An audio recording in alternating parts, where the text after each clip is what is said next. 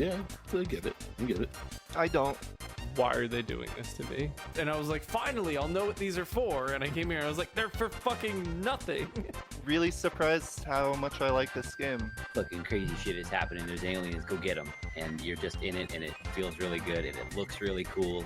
Every fucking step I took in that game was something I did not want to deal with. It's a product of its time. I found it both rewarding and frustrating. What's up with that, man? They couldn't even do RNG, man. I think they meant that to be something and literally forgot. Danny picks hard fucking games. I'm too old for this shit. I don't care anymore. Everything about this game rubbed me the wrong way. It was really good, and then it was really bad. Listen, okay, I was drunk and high, my feet hurt. A joyless piece of shit. Yes! It's a video game-ass video game. No, dude.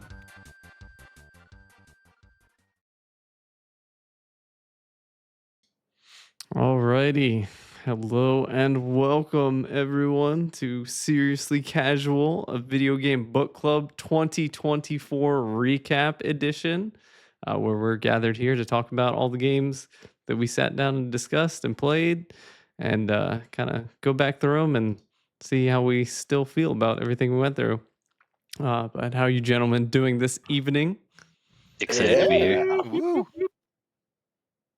Happy New Year. Happy New Year. Happy New Merry Year. Christmas. Happy What a way to start. Festivus. You Happy don't New know Year. that.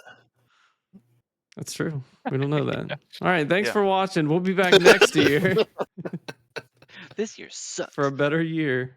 All right. No, it was. You know what? It was good. 2024. We played some video games. Look at those box A few. arts. Look at those box Yo, arts. Some of look them at are 'em. not like the other. Kirby this really stands Production value. There's some on the- whimsical shit on here now that I'm looking at it, and out. it's It's a good list. I don't know how I feel about it. Mine is too. Deeply into Joanna Dark's eye. Oh yeah, but then you realize Elvis is in there. You're like, I whoa, didn't whoa, realize whoa. until we played the game. Shout out to Bookclub. Can we just appreciate Chris's rating for Alien Isolation real quick on the screen? Came over, man. One of my favorite things in like going over the recap stuff and putting it up there is just reading all of Chris's recaps like all together. It is truly delightful, Chris. I thank you for that. All right, well, so He's shuffling his papers. yeah, I nervous. was about to say, man, just don't leave me hanging like that. But yeah, so we're here to, kind of review, kind of pontificate about like what we've said about all the games we've played, and make some revisions, make some more arguments, get hurt over some scores that we may have given out and had to deal with. And I don't I know. only see 1 4, and it's for Perfect Dark. Dude, Yeah, you're lucky let's- that Colin was nice to Perfect Dark. Okay, you gave it a 6 out of respect.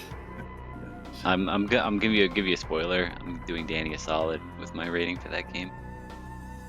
Change it to a 4.5. Yo, Come on. No, this like I I'm don't know. swallowing my pride. I'm trying All my scores are subjective. I'm just saying that right now. Mine are all objective. Yeah. It's just fact. Pure fact. yeah, no, Perfect Dark having a 9.5 from me, that is absolutely objective. Okay, before I just start sitting here arguing for Perfect Dark for the next 2 hours, which I could. But so we talked about it a little bit, but we didn't actually discuss it. We were talking about how last year KOTOR turned out to be our like highest rated game from the averages, but this year it comes out to be Final Fantasy Tactics, which is shut up over there. Let's go. Which is impressive with my goat. controversial 6. I think it's just such a solid classic, man. I- Such a solid Dude, by a hair too. Let it be known. Yeah. We had 2 runner-ups. yeah. 3 runner-ups. The scores are actually pretty juicily close, so it definitely kind of speaks to the games we've played. Is it a higher average this year than our previous? Seems like it. I think Wait, we but had I more don't know. memorable, better games last year, honestly. Overall. You know what? Is the exact opposite for me. Hmm. That's a But this year didn't have Clock Tower. Yeah, that helped the scores. But it did have Kirby, so. I'm sorry, Darth. I'm sorry. Oh, that's okay. You don't have to. Yeah, I'm about I to think six is totally fair. I'm about to change my Kirby score just to sass Darth. What the hell? This is what we said we were trying to avoid. This So ad the- hominem score changes. The average score last year was 6.8. This year is 7.43. Dang. As of right now. That's actually a pretty juicy jump, too. Either we all got on antidepressants or we played better games. I mean, we had some pretty good ones. Yeah, we this definitely. year. Yeah, looking through the list, we definitely had some good games. Metroid, Terra Enigma, Alien. You know, Final Fantasy Tactics, I guess. Yeah. I guess. Yeah, I get that. Yeah, you know Dude, what? I can I appreciate that, I guess. I would love for a bit of this discussion to be the theoretical score based off of Super's interpretation of the game. What, he's got Final to, like, Fantasy? The Wait till the end. tactics specifically. Like I what played the would intro, and I'll give it a rating off of the intro. Oh in my front of God. the Okay, yes. Yes, I No. need this. Well, the game's ugly. And the font they use in the text box is almost unreadable. Really bad. But I mean, I haven't. That's the only part I played, and it has one of the most memorable lines for me in any game. What does that guy say? He says, "Don't blame me, blame God." I was like, "Whoa!" Blame yourself for God. Yeah. So Hell yeah. I think dude. that line kind of balances out the eyesore that the game is in general from what I played. Let's give it a good old 4. Do Perfect Dark justice. Give it a 4. 7. Nice. As- I refuse to accept this score. What, a It's not 7? valid. It's valid. I mean, That's how much of the game he played. That's how he gives the score. you got to put Man, asterisks on it and say this man only played the first 30 minutes of the game. That would make it tough. But, you know, to be honest though, like the first vibe I got was this is gonna be a fucking chore. That's how Danny felt. I was about to say, that's pretty accurate to pretty much exactly how I You're felt. such a weenie. Dude, I was talking about this before, but like that game needed to decide if you're gonna have level scaling for one thing, do it for both. Don't do it for some stuff and not others. Because I think it was detrimental to the campaign and detrimental to the random battles. I mean, it was really like the first of its kind, right? Like, what game was like that before? Like an actual tactical RPG instead of just tactics or just RPG. Is there anything like it? I can't think of anything really. That studio worked on tactics games before Yeah. tactics. So Yeah. they had. But were they RPGs? Yes. Yes. Yes. Like all those Tactics Ogre games too. Also, Danny's gonna hate this, but Bahamut Lagoon in a way too. Oh boy. I mean, it's not great, but it is what it is, right? The genre was still evolving. I think some people would legitimately argue, and these are fans of the genre, that would argue that that team that right before Final Fantasy Tactics they made Tactics Ogre, Let Us All Cling Together, whatever for the Super Nintendo. They would argue that that is the GOAT as opposed to Tactics, and there's a real argument for that. I think if you're getting sweaty about the argument, We should play that game. Put it on the list, man. we did we picked Tactics over it for long game. We'll put it on the list again. Put it back. Fuck Get you. it back in there. Hey guys, it's short. It's like 12 hours long. Just play really fast. Yeah, right. Just zoom. Don't lose any mission. Yeah, that doesn't account for all the losing I'd be doing because fucking trash at games. No, you're not. Guy beat System Shock. That means he's a bona fide gamer. I still had some brain cells back then. Sorry, hold it. No, you're good. This is kind of zooming out, getting a little abstract already, but I find the quick argument on your behalf, Donnie, for tactics to be an interesting one, because I had my own subjective qualms with the game. That's the right word, right? The like it had the permadeath, which I love, and if it didn't, I wouldn't have been engaged. But it also the level scaling you're talking about and the ability to grind for experience, as an example. That's like stuff I inherently hate in tactics or strategy RPGs. But Cheeks. sometimes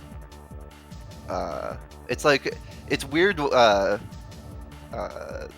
being introspective with games and being like, where do I draw the line to look past stuff, and when does it actually like critically affect my enjoyment?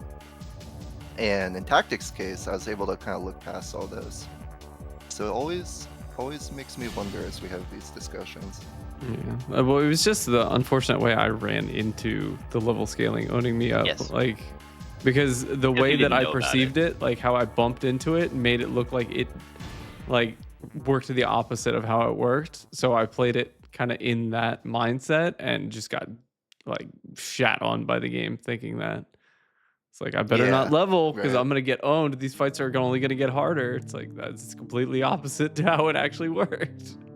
I do recall that now, yeah. It's like it's weird. It's like I guess that's a me problem, but it's also a problem with the game because the way it literally works in two different ways depending on what type of thing you're doing. I feel like if the game is designed in a way that presents the possibility of something like that happening, it's kind of on the game too. Mm-hmm.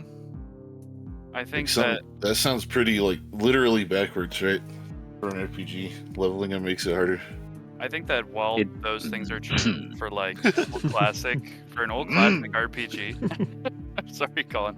For old classic RPGs, they all have weird, stupid bullshit in them that like doesn't make sense unless you like Google it, essentially. So I don't know. At least for like, like those like number crunchy games, you usually I find have to end up looking past some jankiness to enjoy the systems, below the jankiness. So my proclivity to looking past it is much higher. Also, it's biased because I picked the game. But That's a big word. Yeah. Sorry, Colin, I'm reading something. No, I think what Holden says is right on the nose for me too. I'm typically really opposed to level scaling in games. I remember when I was a kid, I used a Game Shark with Final Fantasy Tactics and made my character levels like level 99 because I thought, oh, I'm high level, I'll just win, and that's what I wanted to do. And the random encounters just beat my ass because all I did was make them harder. I didn't have any like skills to go with it because your level doesn't really matter. Well, Like that's in what you that get for mud. cheating. Right. So like, Yeah. but in Final Fantasy VIII, enemies scale with you too, and I don't like it in that game, but in Tactics, and Super, maybe we didn't go into this, but how the scaling works is that the random encounters on the map, which I think are dumb. I think you should be able to see them and opt in or out to them. That's a different issue. But the random encounters on the map do scale, but story missions do not. So you can fight battles to gain levels and gain the upper hand on story battles in case you're like stuck. That's on kind of those. So it's kind of strange. yeah, no, it is. But and what I was gonna say regarding what Holden was saying is that like I sort of on paper I don't like them, but if the game kind of presents it in the right way and it for whatever reason it shakes out that I don't mind it or I enjoy it, that can happen, and that's what happened for me with Tactics. Like I see how it works, but I also see how Danny could totally, without it really being the game's fault, misinterpret how that works and come out on the wrong side of it and think, oh, I can't level up, and therefore get your shit kicked in by that game, because it's really not very easy, especially at the start. If you're afraid of leveling up at the start, you're going to get cooked, so. Mm. Yeah, I really don't hold it against the game because it was just unfortunate, but I just don't like how it like works that way. Like Yeah. I don't hold the fact that my experience was based on that happening, but that doesn't separate the fact that I just don't like when that happens. Because like imagine Final Fantasy VII, the world map, everything scaled with you, and the boss fights didn't. Like that would be so trash. And I know it's kind of apples to oranges, but it's just that kind of system. Yeah. Just I don't see it fitting in anything really well. But with Tactics, like the whole thing is make your Giga squad, level your stuff up, like, and it gives you the availability to do that. So I get that. I get why it works, but I still just don't like that kind of system inherently. Mhm. So what was the intent with making only random encounters scale? So, if I might add, based on my knowledge, like whenever it comes to scaling versus not scaling, it's more that monsters scale with your level, because monsters don't have like they gain stats differently than like pawns or whatever do. You know what I mean? So it's more that the monsters scale based off levels. So like there are story missions with monsters in it where they will scale, like with your level. And I believe it was a way to balance the monster units out. I know this isn't about tactics, but am I putting together lore implications between that connection, or am I tripping? Dude, it's all lore. There could be, implications. yeah. And I just want to say it's super fair that impacted your experience, Danny. And if that means you gave it a 6, then that's like super fair. I agree. I also think just what Super was getting at with it may not be the first from the studio or the devs, but it was definitely still in the pioneering period. And as we all know, this genre is very limited, and there are very few games that still get made in this genre. I'm not going to name any names, but you know. Had a bit of a renaissance recently, though. Well, I'm kind of wish I'd played it. But I'm curious what you would have given it. What you would get. probably out of it, similar too. to Dan. Yeah, I could If see I that. had to guess. I could see I that. mean, I like RPGs, but from my taste of that game, it seemed like it was going to be more of a chore than like recreation, if that makes sense. You're not much of a JRPG nut yourself, right? I like RPGs. I just don't play as many as some other people. Right. But I love them. I love RPGs. Depends what you value in an RPG. Do you value like if you value like the storytelling that a lot of RPGs go for, then you might have actually rated it really high because the story is really good. Storytelling based off of- is not the most important thing for me, to be honest. So I then like I would think you would have fun battle systems. And well, some people will say it as a good battle. I don't That fucking being know. said, that one line in Tactics grabbed your attention, and that game's full of it, whether you're a writing fan or not, you know? You draw The your story sword flew over my Ramza. head in that game. Everyone's talking about how good it is. And You I was have just to like, you have to play it multiple times to like really understand it, because there's like so many players, you know, like in. Yeah, it's like anything with political intrigue, you know. Yeah, and You're gonna miss I was just subtext and stuff. sitting there drooling. When do I get to the next screen? Chris is clapping his tambourine. I'm not gonna change my tactics score. That's for certain. It stays at a 9.5, and if it would have been War of the Lions, it would have been a 10. Perfect 10. Shit. Damn, nobody's dropped a that 10 like on this- anything. I would have dropped a 10 on War of the Lions. I kind of wanted to kinda drop a hard. 10 on Perfect Dark, but it's got Kinda hard perfect to in the give name. Any game a 10 though, because that implies that it's perfect, right? Yeah. I don't think there really is This such is a the only thing. 10 in the I book. disagree. I think that would mean that it represents the highest level of enjoyment that I can get, because nothing could ever be a 10. So then what's the point of even having a 1 out of 10 system? Something to strive for. I agree, I but that's also suppose- why I don't like to give numerical ratings, because they drive myself crazy. That's fair. You can't think about it too much. It's just just like a feelings thing. Right. I look back on my numbers. I'm proud of my numbers. And I have 110 in my book. It's Linked to the Past, and that is my standard of 10s going forward. Yeah, same here. It's funny. Ocarina of Time would be my 10. Ocarina of Super Time's Metroid close, is also a but 10.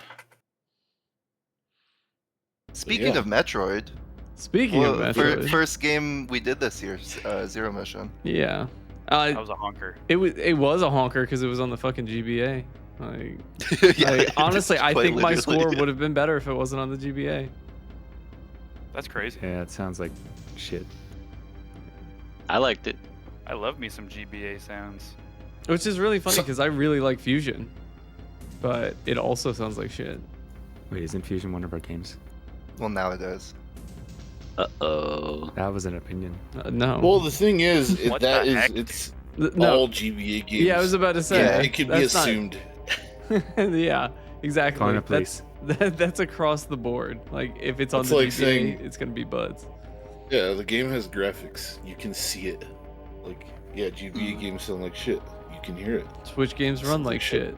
There you go. Spoiler, dude. I just think it's funny that like we naturally started with tactics. There was definitely an axe to grind and a bone to pick. Yeah, Oh, yeah. everyone's been stealing on it. No, like Just the Like a bubbled up. meme. It's like a meme, you know? It's like this little haha funny meme. sheesh video that Goot lovingly made. Forgot about that. That's a real good one. The Omega Sheesh. Danny drops a 6, and we all just like 2 seconds of silence. And then I got threatened by 2 people. That's really fucking funny. But to go back to Metroid, like yeah, we started off on a strong foot because Zero Mission is not only a good game, really good game, like it's a reimagining of Metroid. Yeah, it does a good job providing an alternative for people Babies. who are too scared to play the original. Yeah, baby. Yeah, it was Me. actually a very special book club game for me because I picked it because it was kind of remaster remake city when I picked it. Just in the past 5 years, you guys know how it's been. And then as much as I put it on a pedestal and praised Zero Mission, I was delighted specifically by Korn's arguments that really made me recontextualize and appreciate Book Club more, and gave me a better appreciation for the original Metroid, which I usually skip when I do my Metroid marathons. That is true. Chris did give it 1 crate out of 1 Ridley. Glowing. That's not a very good score, is it? I don't, Oh, I that's, don't think that's a so. terrible score, actually. I mean, it's good in terms of like in and of itself, but in relation to the game, it's like just there's other things too. Like, what about the Metroid? Anyways, The baby. When are we adding other M? A I real, would play other. a no, real no. Metroid game. No. I vowed to never play that game though. Yeah, yeah. No. Yeah, but wouldn't that make it a fire ass book club game? I'd just give it a 0 and make fart sounds into the Yeah, mic. well, you know What what? the You'd hell? be pretty accurate. I would type up a cringe YouTube essay and just start saying from So, top to bottom. so that episode would just be the Holden Other M manifesto. Yeah. With fart sounds. in the Here's how background. other M shit on Samus as a character. Exhibit A. It would just be So, sad. when we talked about Zero Mission, I highlighted how I didn't like how it was very linear, and the game literally shows you where to go. But my main beef with the game was you don't get to play as fully powered up Samus till the last 5 fucking minutes of the game. I think the only reason I gave it an 8 was because we had just played it, and I love Metroid, and a little more distance now from the game, I definitely would lower that score. You know I what would I find? probably give it a 7. Is that an official change? Yes. Fuck it. I think that's more than fair, and I have no actual arguments. But subjectively, I've just hated the trend of games going from harder to easier. And Metroid's that perfect power trip fantasy of you get the Omega gear and it should feel good going around clapping cheeks. But going back to Super Metroid's credit to that game, there's still space pirates that their toe bounces into you and it does 50 damage with the best suit, right? Yeah, there's And, enemies in that game that will not die unless you have the best shit. And Yeah, and you have to kill them to continue the game, so you get to feel powerful, yeah, and I really love the ebbs and flows of the pacing of Zero Mission. Of you think you beat the classic Metroid experience, and then Zero Suit segment, and whether you like the stealth or not, it has the I was going to say the segment that they put you into could be debatable. I like the segment, but that's subjective too. But even if you don't like that, there's still that a mark of pacing I really enjoy in games, where it's that the downfall and then the rising climax or whatever. But Right. I feel like do they agree. attempted that It's sort of arc. exceptionally short by the time you get fully powered up, and that's where I absolutely agree there.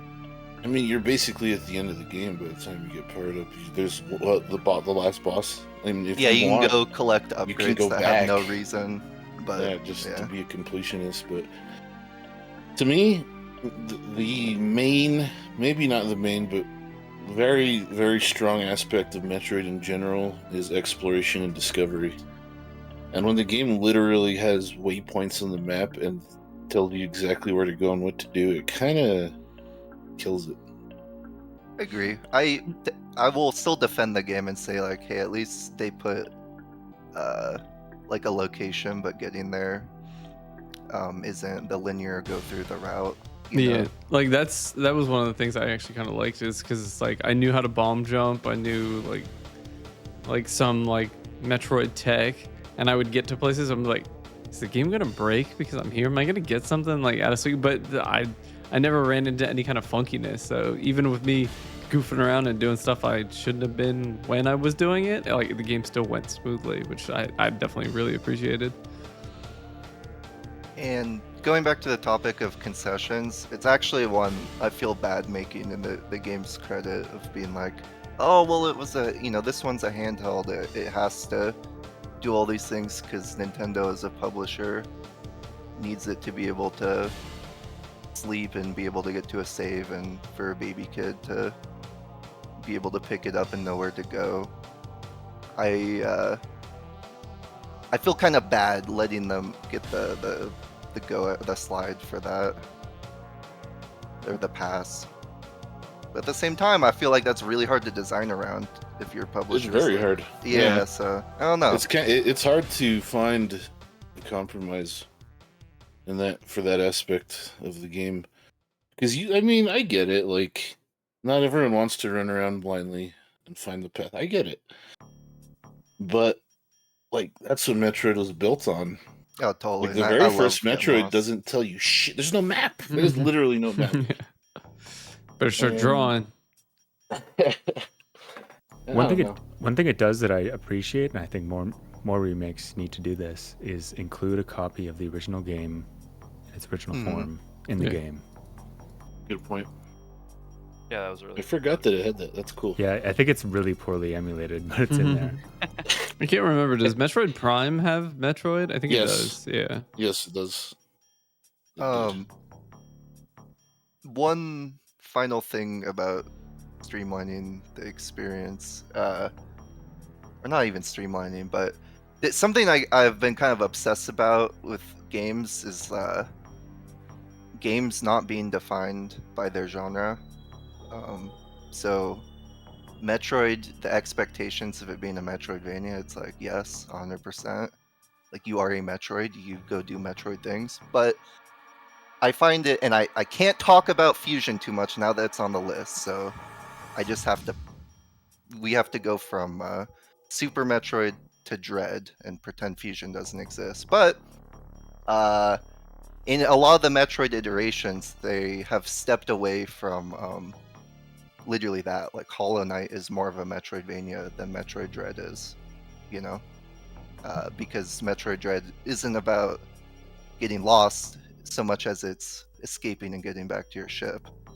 And I'll always give developers at least points for not being put into a box with the game they're trying to make.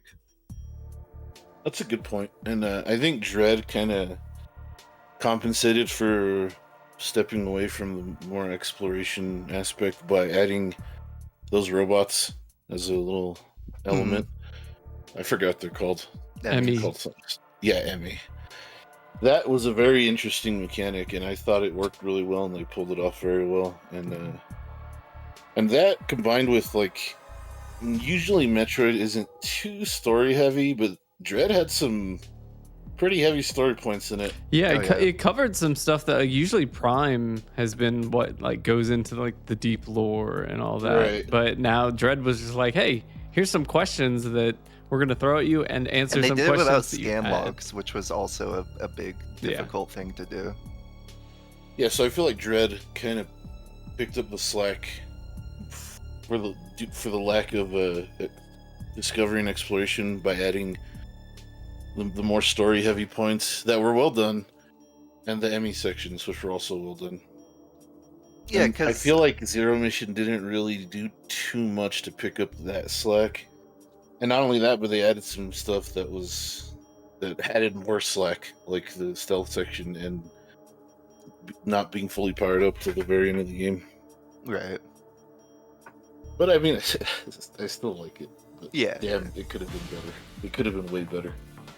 Speaking of games that could have been way better, how about we move on to Do Re Mi Fantasy, Mylan's Adventure. Magical were we whimsy. supposed to be adjusting scores there? Oh, If you want to. I adjusted supers because nobody else really kind of came out. But would anybody else? Yeah, I think that's so. Would anybody else like to change their Zero Mission score? Sorry, after Super. I- Now we're just gonna talk about metric for 5 hours. if Yeah, no one no, stopped us. I had a revision there, I think. Oh, sure. Where is it? 8.75 from 8.5. Wow. Just Nope. with more distance away from it, I have a lot of fondness for my time with it. I really enjoyed it. I thought the atmosphere and exploration and gameplay was awesome. I love the music, even though it's, in GBA. You guys can hold that L if you want to. I liked it. The one that's got to hold that L is you. Hey, it sounded great to me, dude. Works on Hey, my hold machine. that W. Hold that W, King. That's right. All right. So nice editing. That's good. Thank you. All right. Anybody else? Darth. No, it stays there. Yeah. I really enjoyed that shit, bro. That was Yeah. my first. That was my first Metroid game, so I don't have any comparisons. Huh, that's really Yeah, interesting. I was really happy that it was Darf's first Metroid. Yeah, It's I a thought it very was a really good approachable entry game. point. Super approachable. Liked a lot of the stuff. Super didn't, probably because I'm not a diehard. Who I would like to see you play Super Metroid. Me too. Yeah, that'd be fun. I bet I would like it even more based on. Yeah, what because that one's actually good. I don't know about that. It's an 8. Keep it at an 8. Okay, yeah, I feel satisfied with my score. 7.5. Could have been higher if it wasn't on the GBA, but it was a good game. It was a good game. Like I was segueing into the next game.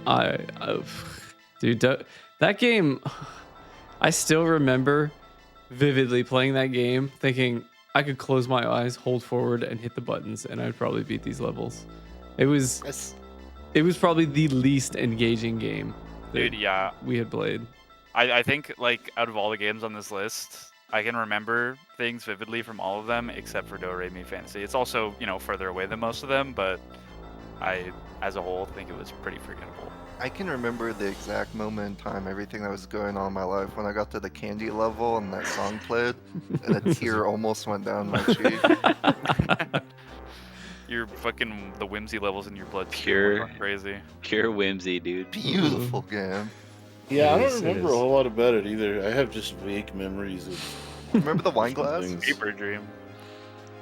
But yeah, I mean, it's a very generic, run-of-the-mill action platformer. But it does what it set out to do. I think that's something I said like a million times when we were talking about that game. It does what it was trying to do. Shut up.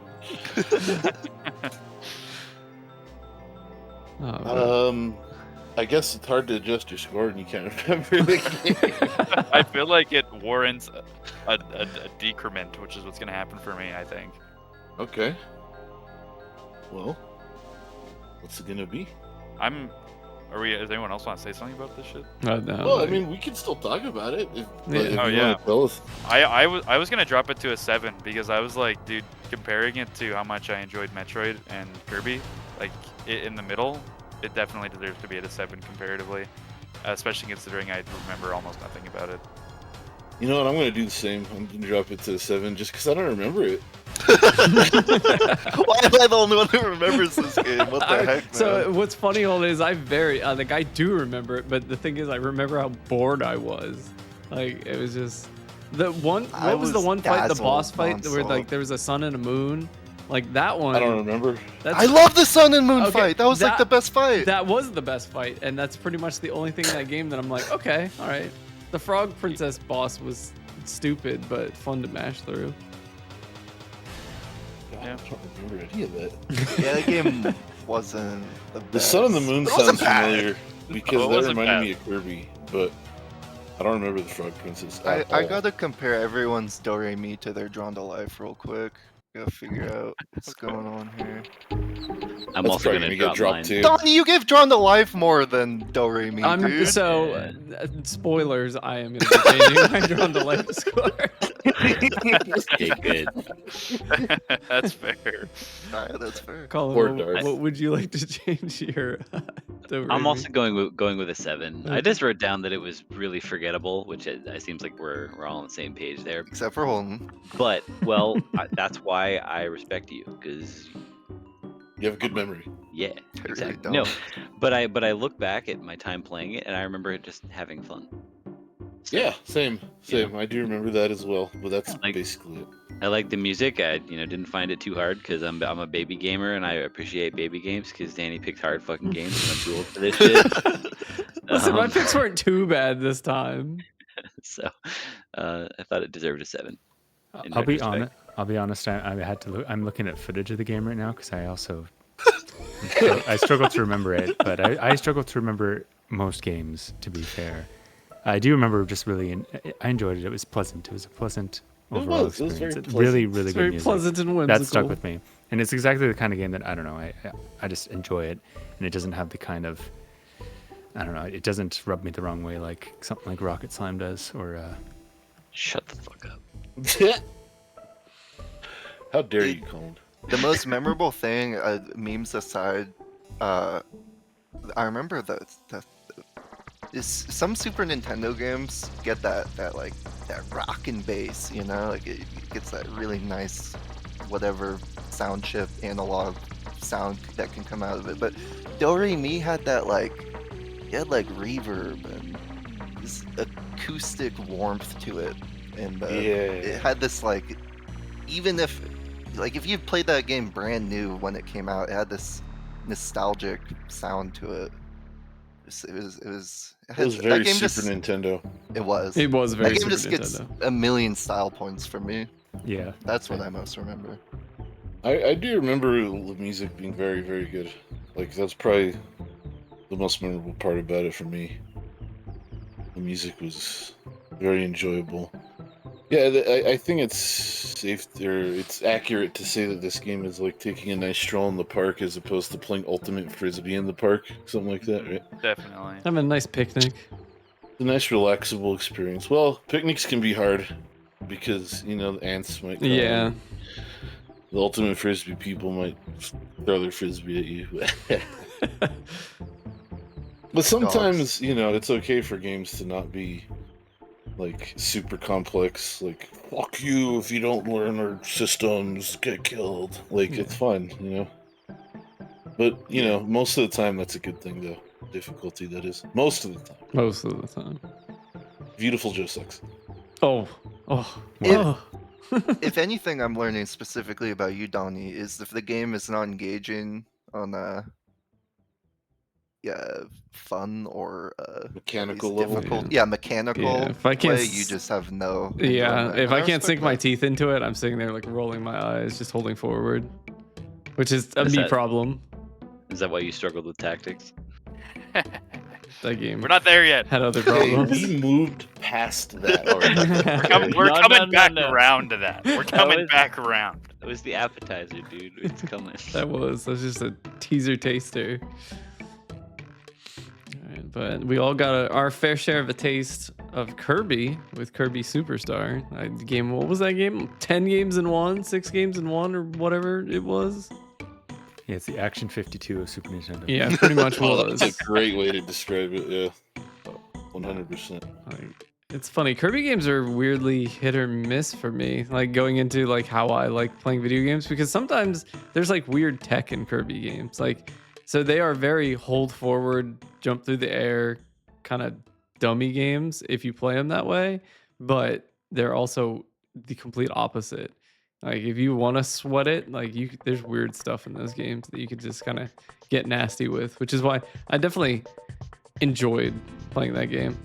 And then what is it? Samurai Kirby? Oh my god. I think I spent 4 hours trying to get like I forget what my score was, but I remember I popped off so hard I sent a picture to Colin. But like I like that game presented like more than just a basic Kirby game. And what is it? Meta Knight's Revenge? That one was sick. It's actually almost a little bit difficult. Yeah. Well, difficult was trying to play Almost. through Great Cave Offensive because it lives up That to was its one of the name. worst things. That I've thing was ever- Yeah. I had so bad. much fun with that game. Literally, like one of the best parts. This is Have you guys absolute done trash. Ancient Cave and Lufia too? Yeah, that's good, and this isn't. Dude, I was so surprised playing Kirby and realizing Sakurai had been honing his dev abilities so critically powerfully this whole time. Yeah, he is I a remember very I got to, interesting like, man. One of the first bosses in that game, and I was like, why does this play better than like every fighter I've played on the Super Nintendo? And it's a Kirby game. And the game just had such good polish when it came to the player controllers and the abilities and all Mhm. that. Yeah, I won't argue that it controls well and it's well designed, and it's not. You can tell everyone was very competent who worked on it, but it's just the concept of the game itself. Not only do I not like it, it offends me. It offended me. Like I was mad when I was playing it. I was literally mad, not because I was losing or I was getting my ass beat. Just like every time I saw like a new game pop up, and like, what are you doing? Like, just make one game. That's a game. That's a whole game. Like, Stop I it. don't like. I'd rather play a fucking demo disc on the PlayStation 1. It's fucked up that you would say that, dude. I have fonder memories of those demo discs. I'll Okay. tell you that. Some of those demo you were discs were also fire. 12. Okay, so was I when I played this game the first time. So I mean, I love I rescind Kirby. my I'm a statement in anger. huge Sit down. Kirby fan.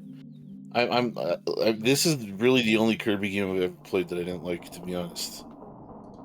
And then, like, to go back to what Danny was saying, like, yeah, like later Kirby games really stepped it up when it comes to presenting an accessible experience, but also providing more depth for more hardcore players, I guess you could say. Like, I forget which one was the first one to have the arena and the true arena, but my god, That's the remake of this one. the true arena in Kirby games is honestly, it's like that's up there with the hardest video game challenges you'll ever play, and they're really fun too. But yeah, I mean, I like Kirby. It's just I don't understand what they were trying to do with this one. I don't get it. I just plain don't get it. Super, I have a I- question. Experimental. Was someone else gonna go? I feel bad. I was just gonna say that what they were doing with Kirby in this game was showing that he is like an adaptable protagonist that can exist in many different types of adventures. Right. But But you know, they I could have done understand that that you more didn't- cohesively. I found it cohesive, to be honest. He's going on a bunch of adventures, like whatever. Yes, separate adventures that You are can look not. at them as worlds, even like in a video game. Like you can look at them as different worlds that you're going through. You But don't usually worlds like lead into one another. It's not just like a sudden abrupt change. Okay, so I think this actually answers my question because you like the mini games in Mystic Ninja, like in a general sense, right? Who are you talking to? You, Super. No, Oh, well, I'm misremembering. Well, then I that's perfectly completely- then. I ignored all the mini games in Mystic Ninja. I had no desire to Wait, play who them. liked the mini games? I Was like that the also mini just games. me? Okay. Danny loved him. I did when I got to play Gradius. But there are games where I do enjoy the side mini games. It's just, I don't know. I feel like you have to slip them in there. You A little know? more eloquently. Yeah. I feel that. I feel like they for Kirby they just like took a box and just started jamming things like instead of like trying to fit them neatly, They just started putting things in there, and then they threw a bunch of bubble wrap in there and taped it up. I mean, to be Ship it. fair, I think that's kind of what we're talking about with like that being the main advertisement of the game, a 6-in-1. It makes sense that it has that feeling to it, you know. It's not really 6 though. It's 0.6 in 1. I think the comparison to a demo disc is apt. Actually, Yeah. it does feel like that. At least half of it does. And you know, demo discs are free, right? Sure. Shit. Came with your It came magazine in- subscription. Oh yeah, I guess you have to buy the magazine, Not the or you same. could tear open the plastic and start. I don't think it's the same thing, Darth. I'm not agreeing to that level, but I see the point. I see the comparison. I see how you can compare those two things. He's salty. I'm trying to think of something that does. It has a similar idea that I enjoy. I guess UFO 50. Yeah, I was mean, just thinking that. I was like UFO 50s, but But it's the also thing is, from- all the games in UFO 50 are like complete games on their Actual own. full games, yeah. Yeah. Are they? Yes. Most of them are. By Yeah. NES most standards, of right? most I of still By haven't by played it. NES standards, yeah, they are all full, complete Full, games. full. Not all are. Well, never mind. Full of Well, crap. no, it's fine. What? Make your point. It's fine. I'm not gonna get mad. I'm No, mad. it's not mad at us. Some people haven't played it, so I'm only 13 games deep. I'll just keep my opinions to myself. Yeah. What was that one I was just talking about the other day? That one was so good. Mooncat. Mooncat. Oh, Mooncat's so good, dude. Okay, all right, super. Divers. What do you think about divers? Which one is that? Is See, that the one where exactly. you have to get fuel and go back to your base? No, it's similar. Dude, I don't. A Dinosaurs. lot of those games I've only fired up and played for like Yeah. a little bit. Yeah. I haven't really Most of sunk them my are- teeth in all of them. Most of them are great. There's a few stinkers. Oh yeah, the Metroid one that's near the start. The first game, the very first one, I think is. I only played it for like 5 minutes. I was like, oh boy. Yeah, that one's a little fucked up. That's not Ninpek, is it?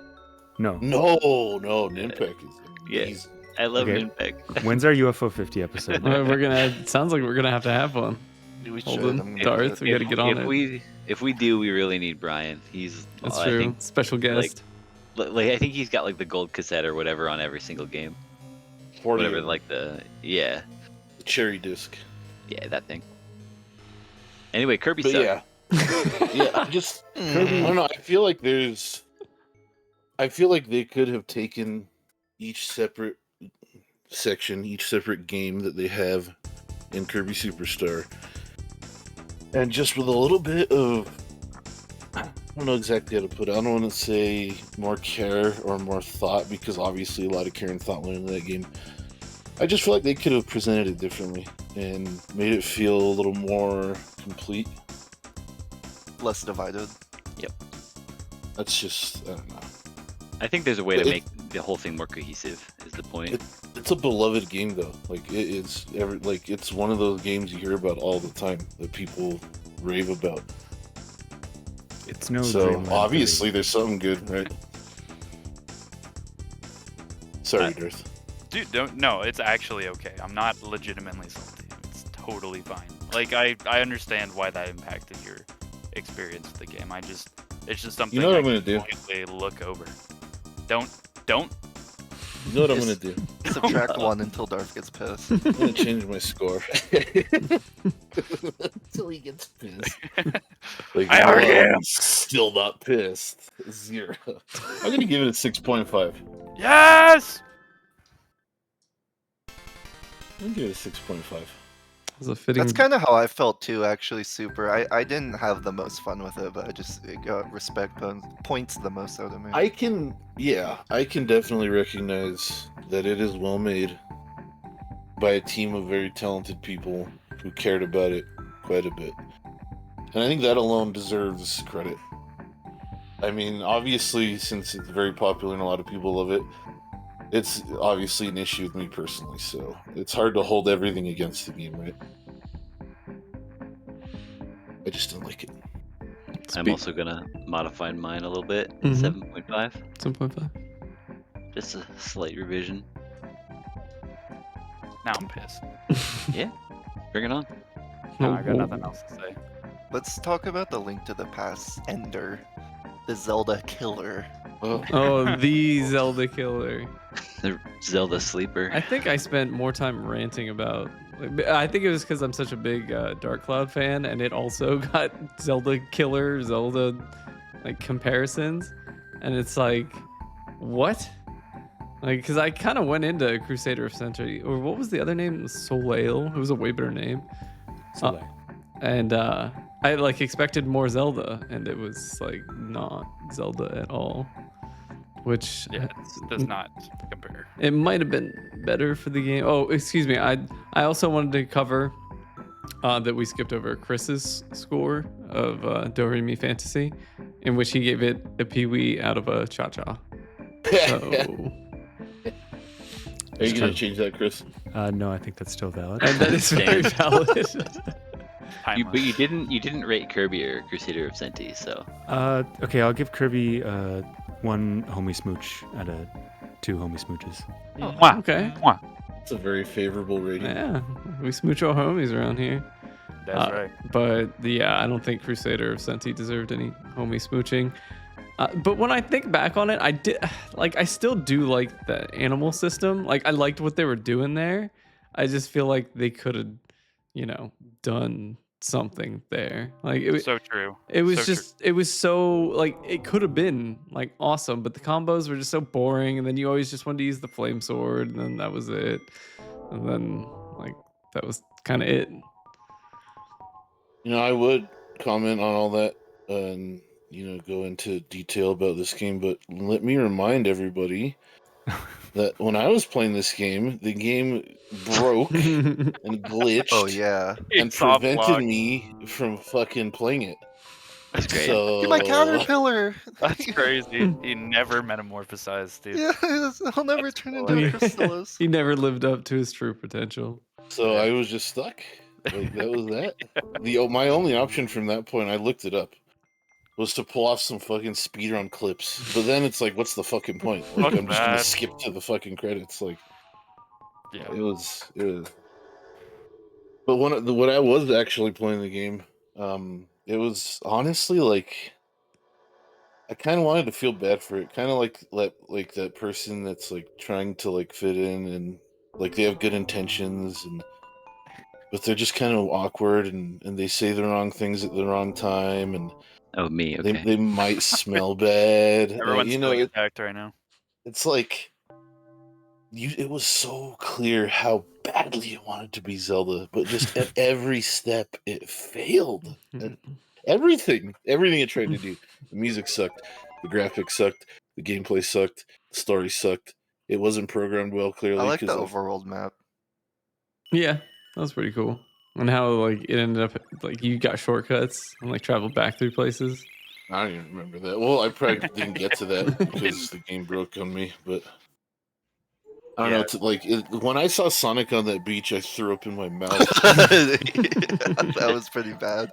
What? Him You and his guys thought- I attitude. thought that was fucking funny. Dude, at Oh least my make it a gosh. secret Easter egg. I can't stand game references in my game, especially when they're like on the path to another town. Yeah, Like, he's just get out of there. here, Sonic.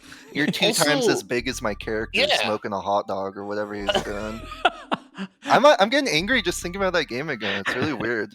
Dude, I was about to mention how Sonic is like not scaled properly. They just Yeah. fucking He's plopped just his there. fucking sprite down, dude. Like, fuck it. It's Sonic. People like that, right?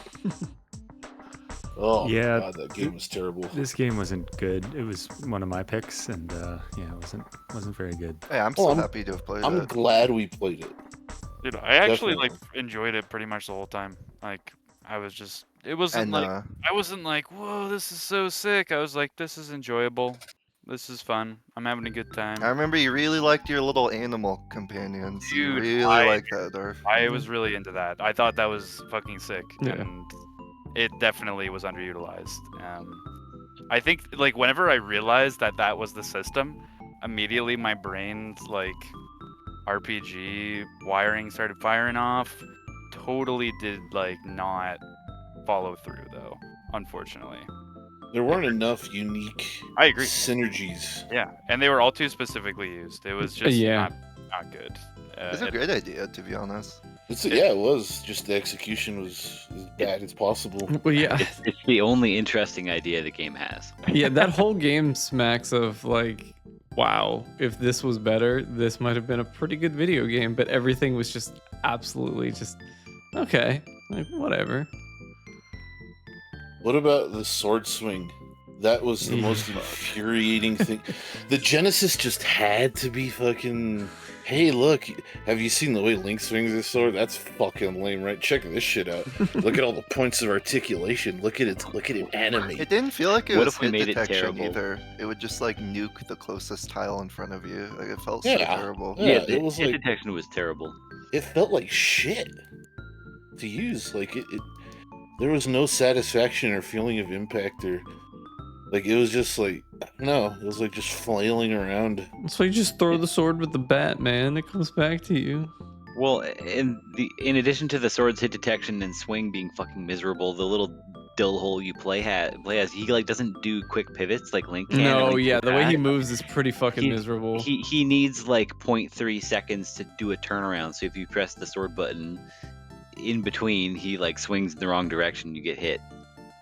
You throw And that's swords, all it's for kinda the cool. sake of giving him more frames of animation. It's the same with the sword swing. Like in A Link to the Past, there's not a whole lot of animation with the swing, but it visually represents what you're doing. Like it's And it- accurate to the hitbox yeah. of the sword. And it's responsive as fuck. Feels good. Yeah, extremely responsive. And it makes a cool sound. And it looks cool. Yeah. Especially when you get the better swords. But I just feel like this game was like Sega being insecure, but not processing it in a healthy way. Yeah. Quick, push I it feel out like there. that was like they instead of trying to like better themselves for the sake of bettering themselves, they were like, "Fuck Nintendo and fuck Zelda. Watch this." They They try to just do a fell flat. backflip and just like break their neck. Yeah, they just like crack their head open, and everyone's Dude, just like, on that note, like this game, ever since I rated it a 7, I was like, I do need to drop it. Like looking back on it, I'm gonna drop it down to a 6.5 because I still actually think that that the story was kind of fun, and that the animals were kind of fun, and I still had fun. I even though- remember literally nothing about the story. Dude, do you remember when you go in the? Actually, well, no, you don't because you didn't fucking get there. Yeah, I was about to Never say mind. if it's near the end. Yeah, the story picks up at the end. I'll say, not It that it gets good really, 20 not that hours it. in. Dude, it gets flies. so weird. The It gets time really traveling weird. is- I love it. I'm like, fucking- yeah, let's get fucking crazy. Is it like Metal Gear Solid 2 weird? No, it's not as good. bad weird. Dude, Yeah, it's I about the same. remember why word. I was so angry at this game, which was actually it's no fault of the games. It's a fault of just goddamn YouTube culture where we got to make a nostalgic video about every video game that hasn't been documented on YouTube. Hidden And then- gem. Oh, look at this underrated Sega game no one's ever played. Oh, that's an interesting game, and then it turns out when I get to it, it's a steaming pile of facts. Yeah, there's a and reason it- no one remembers it. There's a very good reason. No, it's getting a fan remake, man. Everybody Oh, remembers. yeah, and then that happened after the fact. Like, okay, dude. Okay. And it's gonna be sick as fuck. I bet you it's gonna be sick as hell. Darth, I'll play it with you, Darth. I'm Damn sorry. straight. What was your change score? It was 6.5 from 7. I think it's already in there. Danny's got like a screenshot. I'm not getting it real time. I Um, see. Yeah, so his is a 6.5. I bumped mine to a 5 because this game's fucking miserable. So I didn't give it a number rating, did I? No. No. No. I'm gonna give it one now. 4. Damn. That's And fair. that's being honestly. fucking generous too. I've actually never given any game in the history of all of the video games I've ever played anything lower than a 5. Yeah, this Crusader was took that. seeing the harsh Holden score. It kind of scared me when you let that rip. I was like, ooh. Yeah, it broke my psyche. It made me sad and upset over the world. Like when Dad is finally angry. Yeah. I can tell he's not just upset; he's actually pissed. Oh. Yeah, Crusader Ascenti made Dad pissed. That's gonna be my YouTube video about it. But yeah, it's well deserving of its 5.75 average. Now much lower, But let's go from one side of the coin to the other. Terranigma. Oh God. What a Terranigma. beautiful experience. Like, I don't want to be that guy, but when people are like, video games are art, it's like, you know what? Put Terranigma in there because this game is Yeah, a absolutely. masterpiece. This is what Kojima wishes he could fucking do. Kojima. Won't argue there. Darth, This Dude, game, I'm gonna put you was on the just- spot. Yeah, please do. Nice 6.5. Yeah, What the 6.5. This game got a 6.5 because I found playing it absolutely tragically abysmal and unfun. But I gave it a 6.5 because I was so enamored by the story and the rebuilding of civilization and the themes of like well, you know the themes. I'm sure. we'll get Oh it. yeah. Like- Actually, that reminds me how freaking lost I got at part. Oh Yeah, yeah, like, getting I lost in got- that game is a rite of passage. I got super lost, and to me, like what actually like broke this game for me was the level scaling. You guys want to talk about a game with bad fucking level scaling? Okay, let's talk about bad level scaling. Okay. Okay. So I go to the fight the boss. Okay, the boss does 100 damage to me, half my HP. I do 2 damage to the boss. I level up 1 time. The boss does 50 damage to me, and I deal 12. What the fuck is even that? That makes no sense. That's so bad. It's so bad. And I got lost in every single zone. Killed most of the enemies that I came across.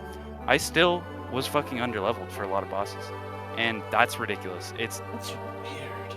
Dude, Now that you're talking about this, I'm starting to remember a discussion because I remember being like very like confused as to why that happened to you. Yeah. it frustrated me more than literally like more than Perfect Dark did. But this game had an extremely rewarding and redeeming story to it, which brought it out of being like the lowest, like lower than Clock Tower, maybe like Faxanity levels. Dude, remember when Ark returned as the bird in the final scene and the credits? Oh were- shit! Yes, dude. See, my like that's what I'm God. talking about. It's beautiful. Like it's a beautiful story, but the gameplay, I just fucking hated it. Like that's unfortunate. That's all I got to say, and I'm not changing the score. I So, honestly enjoyed playing Crusader of Senti more, but I enjoyed talking about Terra. Alright, you know what? much more. That's the end of book. There's a club. difference between playing That's a it, Darth, game and you're like out. experiencing the story. You know what I mean? Like there's a difference there. So I remember one specific thing that you brought up that a lot of us had things to say about. It was I think it was a witch, the boss fight. in Bloody Mary. Terranigma. Yep. Yeah. like- Oh yeah. And I remember you say, like, I think that's the boss you're referring to, actually, right? Where you did no, damage. there was multiple of them actually. Oh, okay, It cool. happened 3 times. The one that stood out to me the most was the Bloody Mary fight, and that fight, when I encountered it in the game, listen, let me just say this, okay? I'm not Continue. passing any judgment on anybody, Darth. I'm not saying that anyone was bad or played it wrong. If this is your experience, it's like how Danny experienced tactics, right? That's just the way the cookie crumbled. But when I fought that boss, I just walked up to her and was like, "Hey, what's up?" and then killed her. And I was like, "All right, next." Yeah, dude. And I don't know what I did different. Like I didn't The grind. levels. It's the levels. That was the only difference. It was Yeah, but I the didn't level- you had grind. more XP. But I don't know what to tell you. I got in there at that level and got shit on. And it sucked. Weird. I is. get your point, Darth, because the level scaling is pretty crazy there. Yeah. Or It's stupidly like there's too much. Like it would have been like I was able to fight the Bloody Mary and deal like 4 damage over 30 minutes and stay alive. But like gaming. that's ridiculous that I had to do that. I will Well, no, say, just a quick counterpoint, that leveling up is pretty breezy in that game. So 30 minutes of work would have solved that. But it took me like it doesn't 2 get rid of the hours. point. Took me Well- like 2 hours of fighting those stone golems outside the room to level up enough. Fine. So I guess I just Because got because they lucky. took because they took 1 damage at a time is the problem. Like they were not taking damage too because I was low level. Do you know what I mean? So So- it's just Grinding stone golems. One more thing, just on the topic of Bloody Mary, magic also, like the magic rocks, may have helped too. don't know yes. if you I tried those. actually googled it because I was like, why am I having so much trouble? And I brought in the best spell that you can bring in, as much of it as possible, with like a shit ton of magic rocks built into it. I was still doing no damage to her. Like Okay. it was bad. So I think what happened with me was I just Mr. Magoo'd my way through that whole fucking game. I'm like, oh look, a penny, and I bent over and a fucking bullet flew over my head. Because like I don't remember at any point really struggling besides getting lost every now and then. Yeah, I was gonna say it sounds like you got lost the perfect amount, like that. Yeah. Like I just didn't get as lost Kojima enough. intended. Well, I got extremely lost and was frequently underleveled, and that was terrible friction. But I still really like the game. It's honestly one of my favorite games ever. I thought an excellent story. I was just super offended by the leveling system, like super overly offended by it. Super, It's- had you played this before we played it? I No. forgot. Nice. No. That's fun. I played a little bit of it, but I like not really a substantial amount, like maybe an hour. For me, the thing that really pushes this game over the edge to the next level of greatness is it doesn't just have a good story. It doesn't just deliver its message effectively. It doesn't just tackle the theme in a nuanced way. Every single aspect of the game, like there's things that like I don't know, it's kind of like how Breaking Bad fans are like, well, when Walter White wears red, then he's gonna shit Jesse.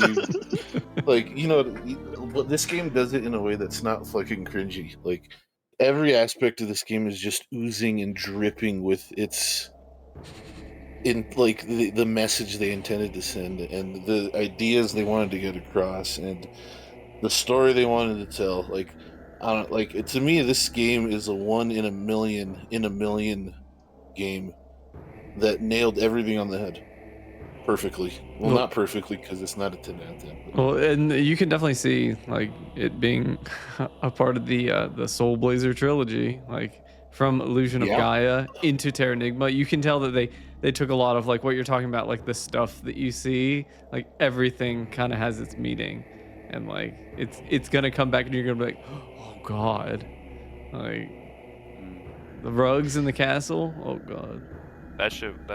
I never look at rugs the same way. You can kind of see. I rated Illusion of Gaia low too. I just did not 6. enjoy the way that the games play. Man, I don't know. I'm really eager to, when we get to it, see what you think of Soul Blazer, because yeah, I'll Yeah, probably the fucking get it jump too. from Illusion of Gaia to Ligma is insane. Mhm. you mean If like anything- in terms of quality or what's there, what they did? But were you asking or were you agreeing? Well, asking. I agree, but also asking. Oh, there was everything from the world building of actually going back to places, whereas that felt like an afterthought. Or like when we were doing the other game that I just said that I forgot the name of already. I didn't even know you could go back to other towns. Remember? right. Like yeah, like that. I mean, that's just exemplary of how poorly the game read in comparison. But yeah, just the world building, how everything came full circle was very Chrono Trigger, and everything felt purposeful and non-filler in comparison. You know. Yeah, very I alive. think Terranigma was better than Chrono Trigger. Wow. That's crazy. That's a really hard call for me. That's bold, but I respect it. Yeah. That's I bold, enjoyed but it more than respect Chrono too. Trigger, I'll tell you that much. But I Alright. think, for me, like, Terranigma spoke to me on a more personal level because, like, to me, the whole theme of restoring nature and, like, it had a lot to do with animals and helping animals, and, like, that speaks to me on a personal level. Like, when I'm playing GeoGuessr, like I honestly got emotional when I was in I think it was Norway. I don't know if you guys remember that, but like it was just so beautiful. Like the nature just like touched me, honestly. And like this game kind of had that going on for it. And I think that's personally why it is so high rated for me. It does feel really great starting off with the animal kingdom and bringing them up along with the wind of Mhm. all things. And that felt good rather than just save humanity. I agree, that was fun.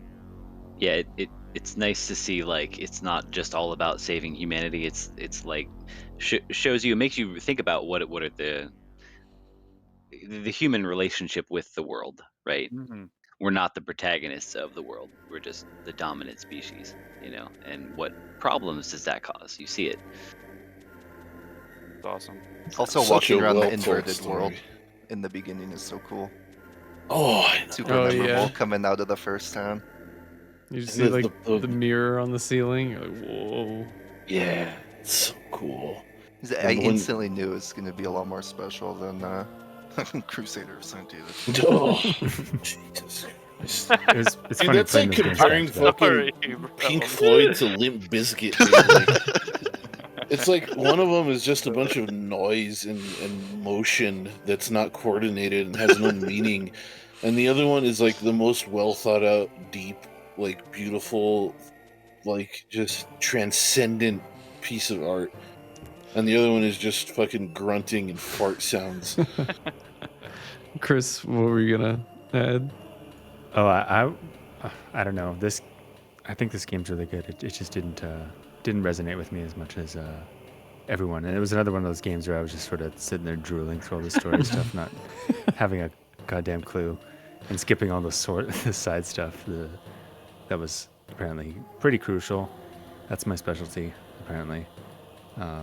Yeah, but it's one of the better games. I think it's my third favorite of the games we played this I year. mean, it did get 2 dead mountain goats, which is Yeah. pretty. I I pretty can't believe those Oh my goats God, die dude. when you go back to the other that one. was the Oh. most like. Not only was like the part with the goat metal, like you go back and it's like, oh wait, it's worse. Like, oh no. Yeah. That was Real. harder to do on the SNES. They had to like go access the flag in the memory to be like, oh yep, time for the goat to die. Like it took a lot of extra work. That's crazy, man. Yeah, that's what I'm saying. Like, even like the technical behind the scenes, under the hood shit, like was still dripping and oozing with their fucking passion and their message. Mhm. It's like we have to alter this flag to fucking make the player cry and feel bad. Yeah, for the their 5th fucking fault. time. Yeah. Speaking of games that made me want to cry, let's talk about Final Fantasy Tactics. Let's get right into it. No, I think gave- we did kind of get into it. One sec. I gave Terra Enigma a 9. I bumped it. Nice. Sorry. 8.5. Oh yes. Would anybody like to make any revisions? Darth. Do I want to make a revision to Terra? He's gonna lower it. Move on. Anyway. Dude, no. Yes. No. Like, to be fair, like, I probably definitely enjoyed it more than Drawn to Life. Retrospectively, in the moment, not at all.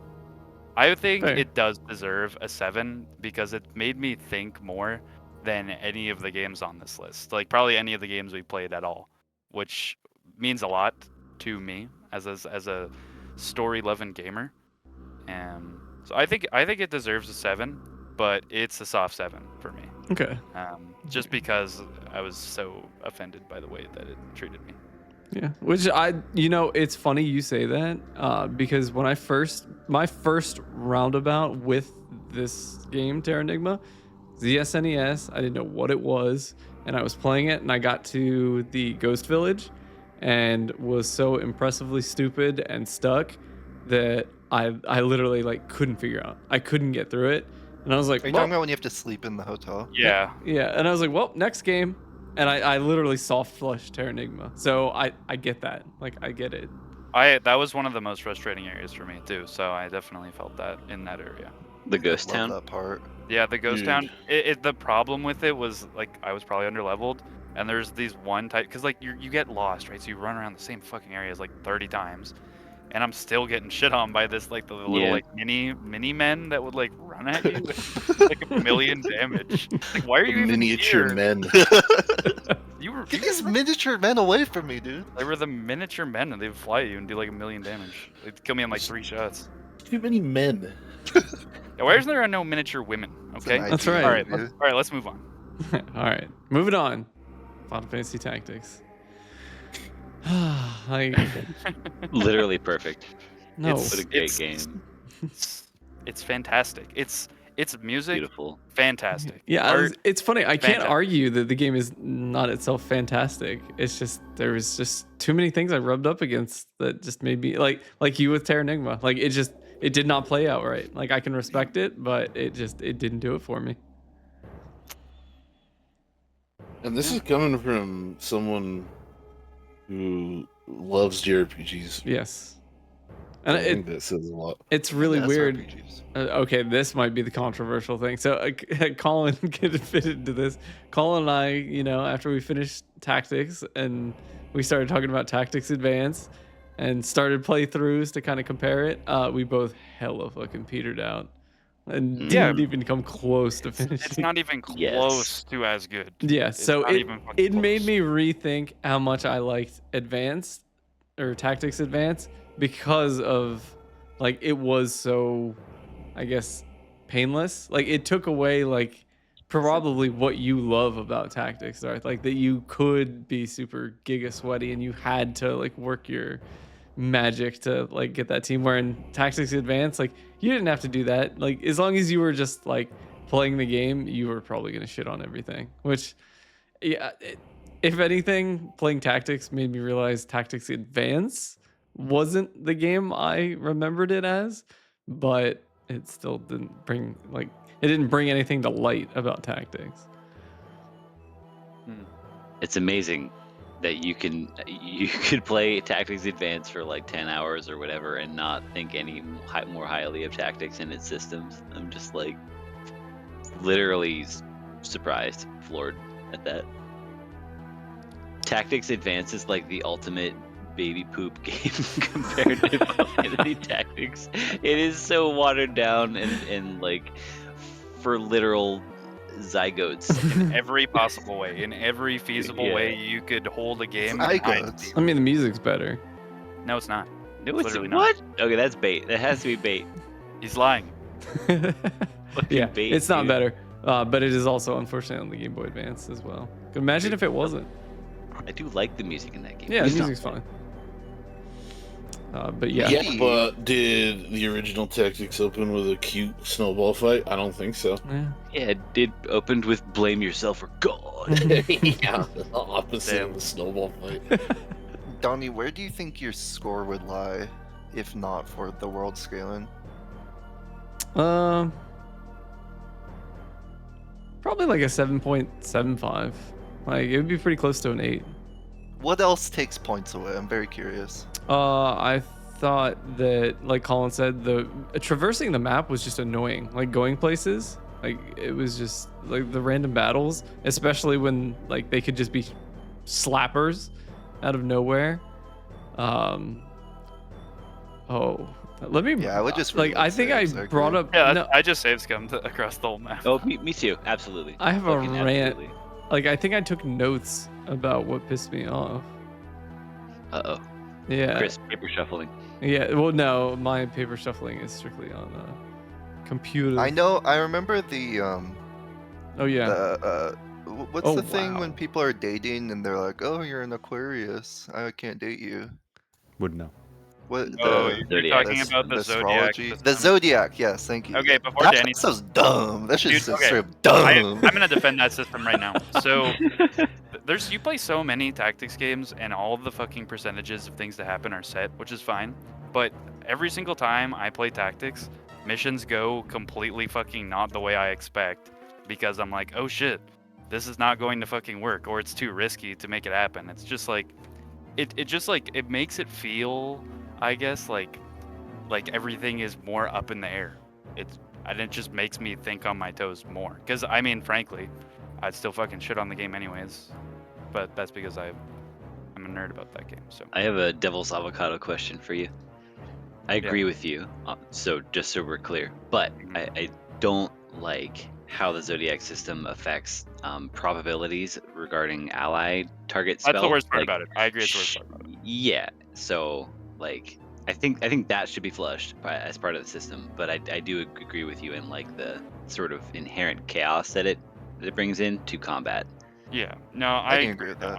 I think that is the worst part about it. It makes support spells just worse. If you're a fucking nerd like me, then you just shuffle all your guys so everyone has really good Right. like 70 brave, 70 compatibility faith, with let's go. everyone. So I don't know. That's just me. Also, I wonder how much people spent the time fucking with their faith so that their buff spells would work better on their characters. I bet Definitely. you didn't spend 6 hours buffing your faith up to the max. No, I did not. No, I and, did like- not. That's like, if that you one I'm wanted gonna to- blame on the game and not the player. Like when I That's was fair, recruiting but- my like base level squire that I wanted to be a diving character, like a ninja or a monk with high mobility, is gonna go in there, kill 3 units and die probably, but I'll win before they permanently die, so it doesn't fucking matter. I've purposely fished for a character with low faith, so magic attacks would do less damage to them because I'm not gonna try to heal them anyway. You know. Totally. Yeah, that's the thing too. Like if you don't grind, then it also actually makes some aspects of the game easier. Like if you don't grind up the faith stat. But anyway, sorry. So I did bring up my notes, and I have an entire like paragraph-sized thing called Final Fantasy Tactic Gripes. And I could read through them, or I could just cherry pick my favorite ones. Let's hear it. Okay. Rant Some it good up. ones. Plot convenient teleport, which Yeah. like Mood. every fucking character in that game just teleports when they have to, which was annoying. It hurt the story. Perma gear break abilities that had some ranged ones. I had my Excalibur. I had my Excalibur broken. I didn't like that you have to do your formation before seeing the layout of the map where the enemies are and where you're going to be dropping your characters. Because in a game based Very on true. tactics, like that was like, what's the fucking point? You can't see enemy commands from their status. So they could have abilities from their class or not. Like you didn't know what to plan on. A long series of missions with no breaks, but they continually increase in level. In which, when I was under leveled and my armor got broken in missions, like I just had to deal with it. Yeah, that's pretty poo poo for sure. The Hydra enemies, like with their big ass attack, could hit you up to 3 times on just a whim. Like if you got unlucky. This plays into 2 of them, but the final fight was like the lamest, easiest thing ever. And then the bulk fight was much harder, probably because of those dumbass dragons. It was the hardest fight in the whole game. And then I said class balances all over the place because like some are just absolutely giga omega, and then some are pretty much useless. And then like the game even makes that obvious in not using those useless classes. Which like, ones? White mage is what I put is the most effectively useless one. Can you imagine getting to a scenario and it's all calculators? Okay, that sounds pretty hype. I couldn't I legitimately researched and tried to figure out like why in the world casting magic sometimes costs more turns, and I feel like we had a whole 30-minute discussion on this that I never got a genuine solid answer from. Yeah, we all speculated. How Yeah, it works. everybody had well, it might be from this, and I said that also made white magic really bad, and then I keep ragging on poor white magic, but Protect 2 and Shell 2 didn't have any buff other than like they were slightly better, like they didn't have an increased chance to hit. Or Yeah, but then you get holy, and then you run half magic on it. Yeah. Sheesh. And then I went on a big dumbass rant about the Zodiac system that started with "Good God, the Zodiac system." So That's how you know it's gonna be a rolling with Yeah. Danny. This is good guy. Good God. And then Zodiac signs change on reroll mission attempts, which made missions feel more random. But like Darth said, he kind of likes that chaos. So let's see. The turn order doesn't list what unit is being targeted by magic, or if it's an area of attack choice by the enemy. So you didn't know like what exactly what they were doing. You couldn't see enemy names in the unit panels, which meant I had to back out of the menus to go look at names. So it was just annoying to do. Level scaling is trash and everything ever. Don't at me. I agree with that. Not seeing damage / percent to hit on enemies being hit in an AoE just made it a guess whether it was worth doing or not. Difficulty curve was non-existent once I realized how the level scaling worked, but sometimes that can be a Well, positive, like it makes you feel strong. If you level like crazy and you go into that fight with the dragons, you get fucked so hard. It's like if you omega level, that fucking fight fucks you so hard. Me trying to look through the tutorial tip, like to figure out like the magic things. One of the tips said refer to the online help for details on the That's effects and so- operating yeah, what? conditions. No so not fucking Squaresoft. way, dude. Go to play online, Go to bro. play come on. online. Yeah. So That's not what it means.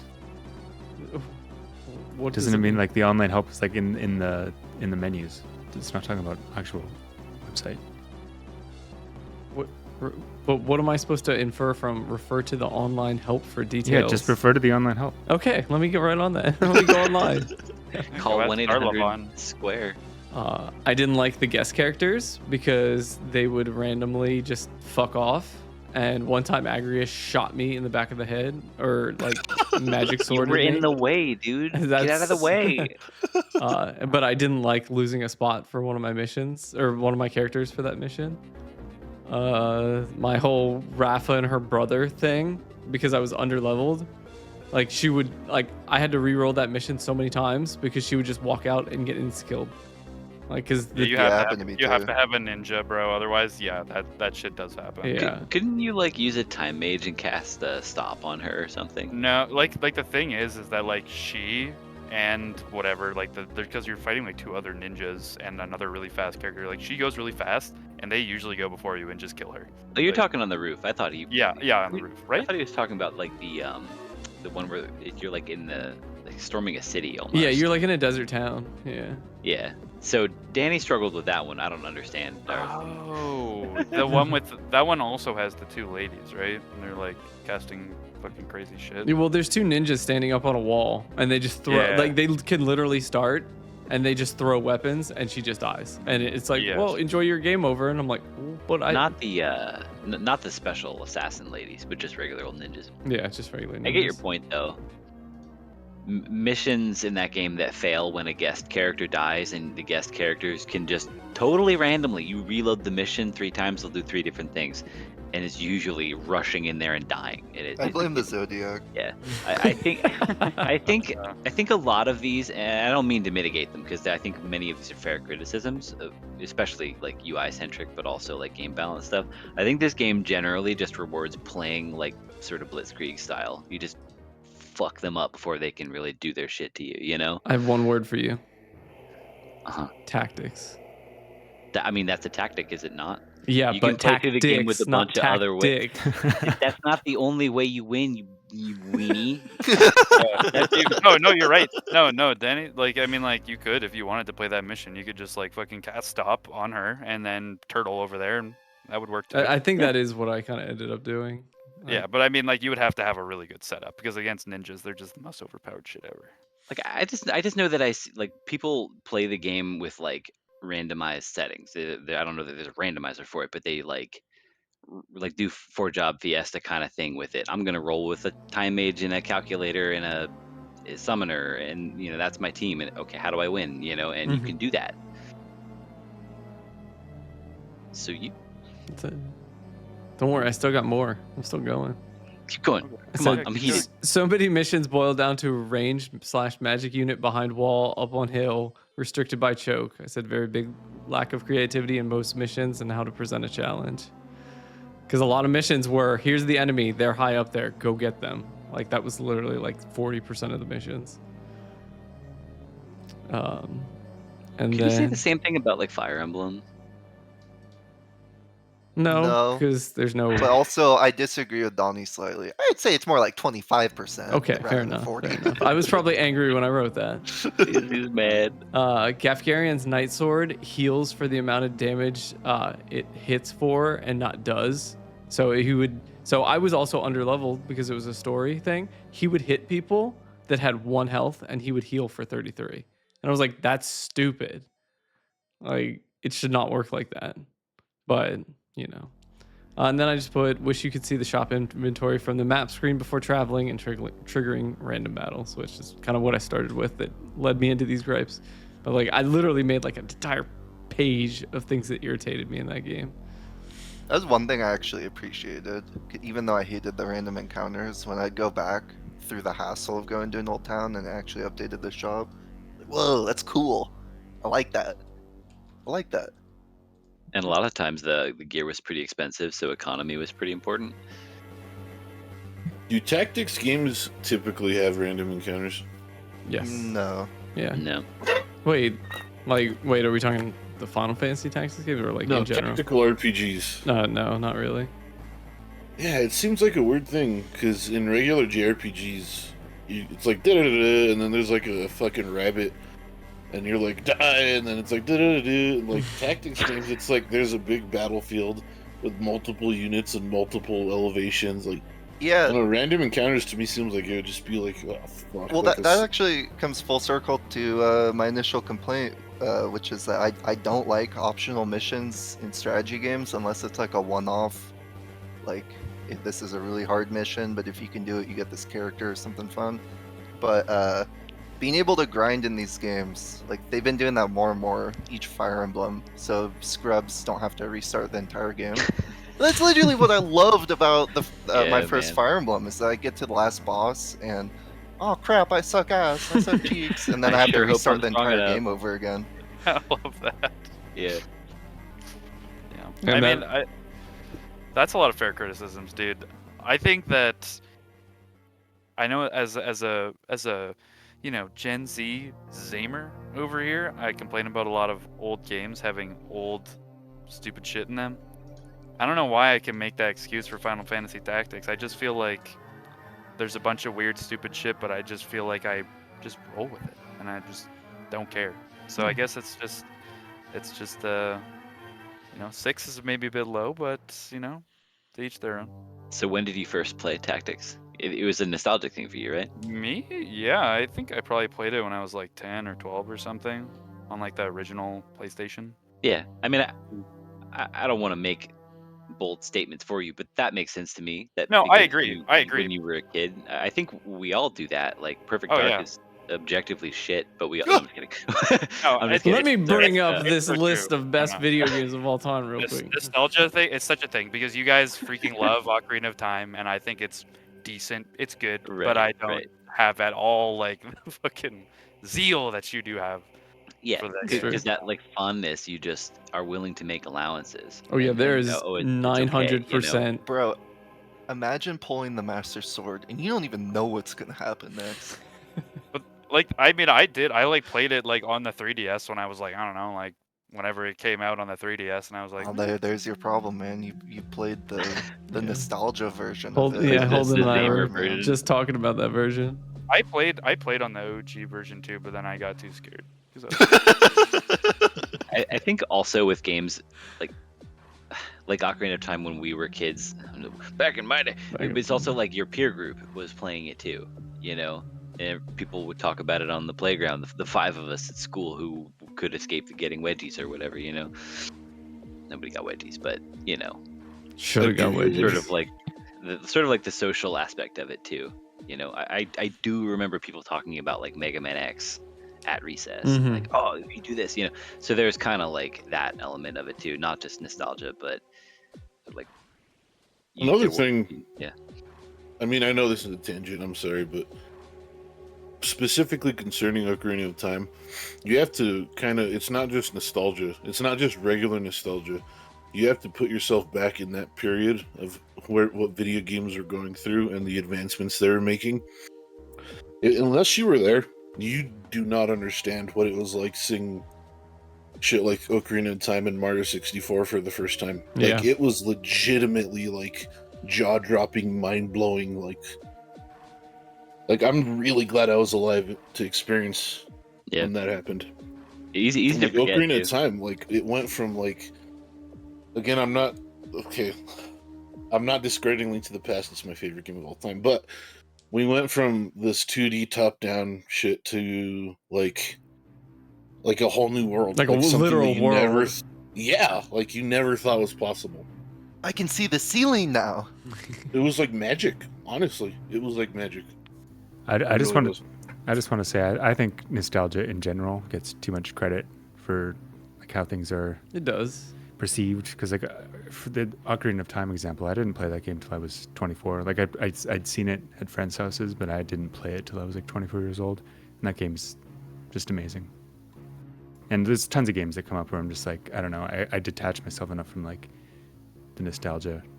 I don't know. Yeah. We it just seems like we tend to,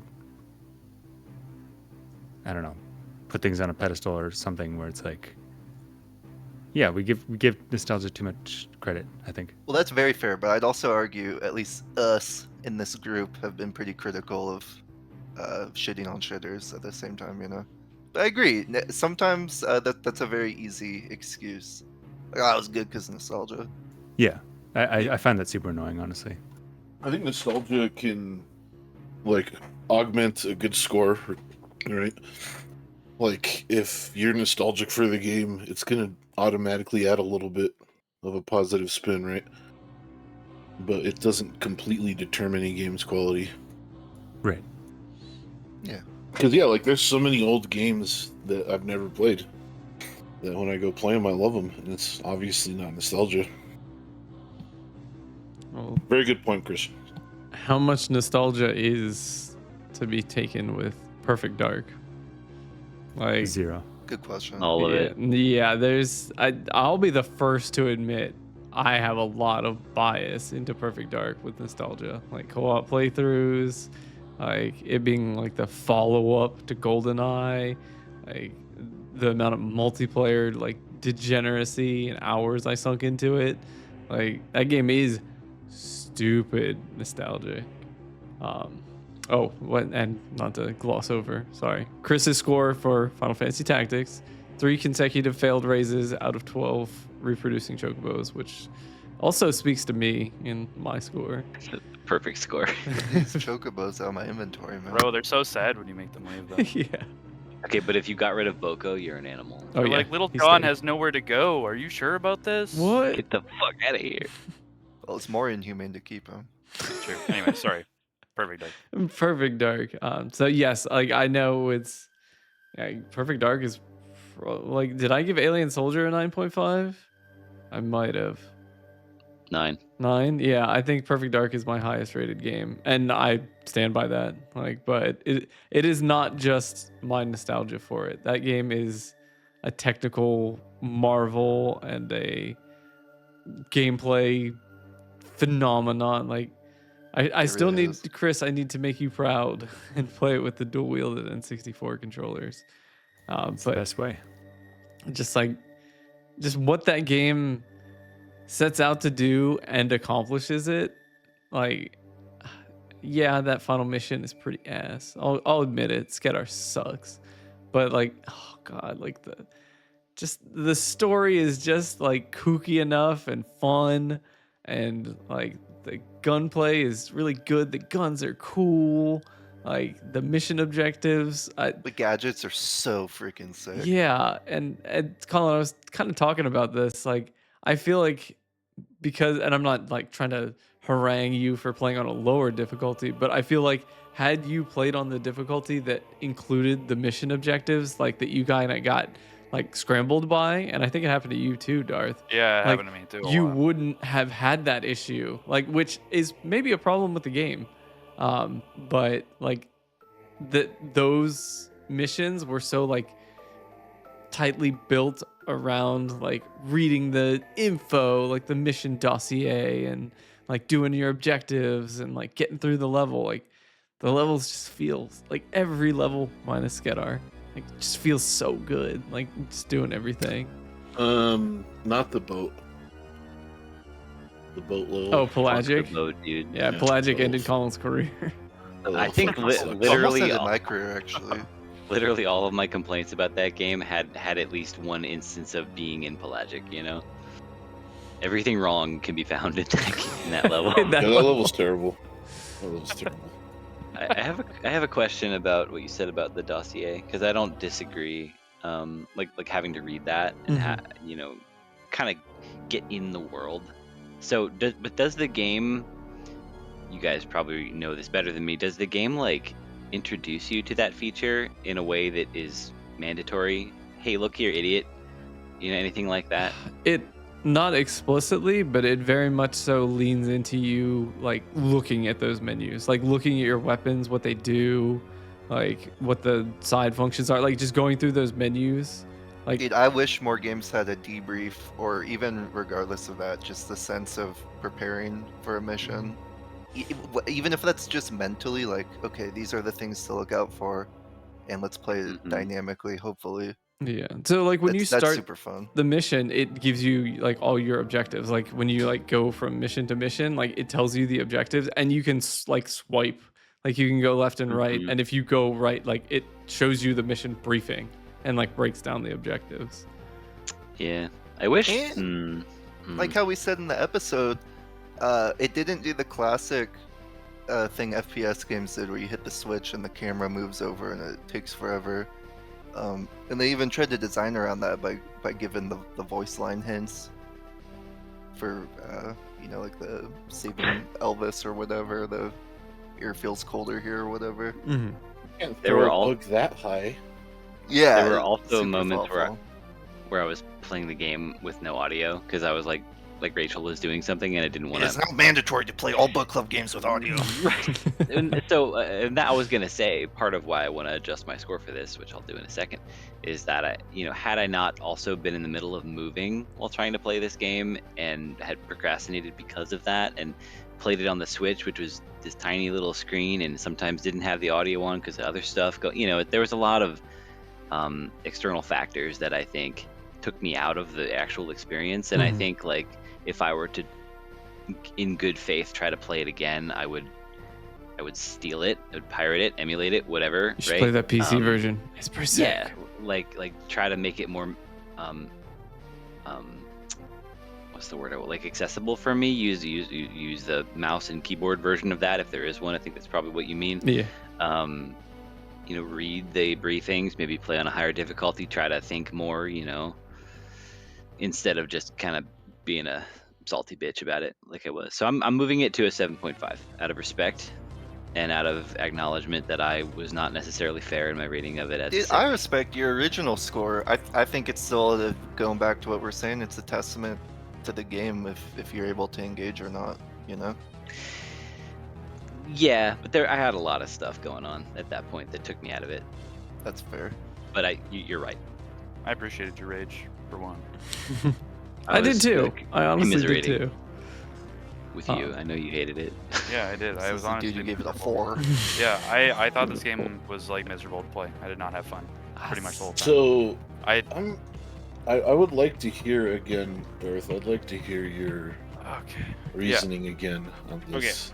So I got lost all the time. Like I got lost every single level.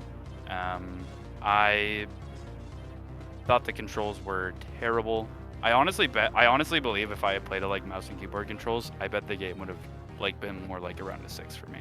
But You gotta use the dual controls. dude, I used the one. I like don't remember how I figured it out, but I like whatever. I googled it to be like, how can I play this game so it's not ass? And I picked the one that like most. I checked like a bunch of different threads, and I went with the one that most people picked, and I still thought it was bad. I didn't really find myself engaged with the story.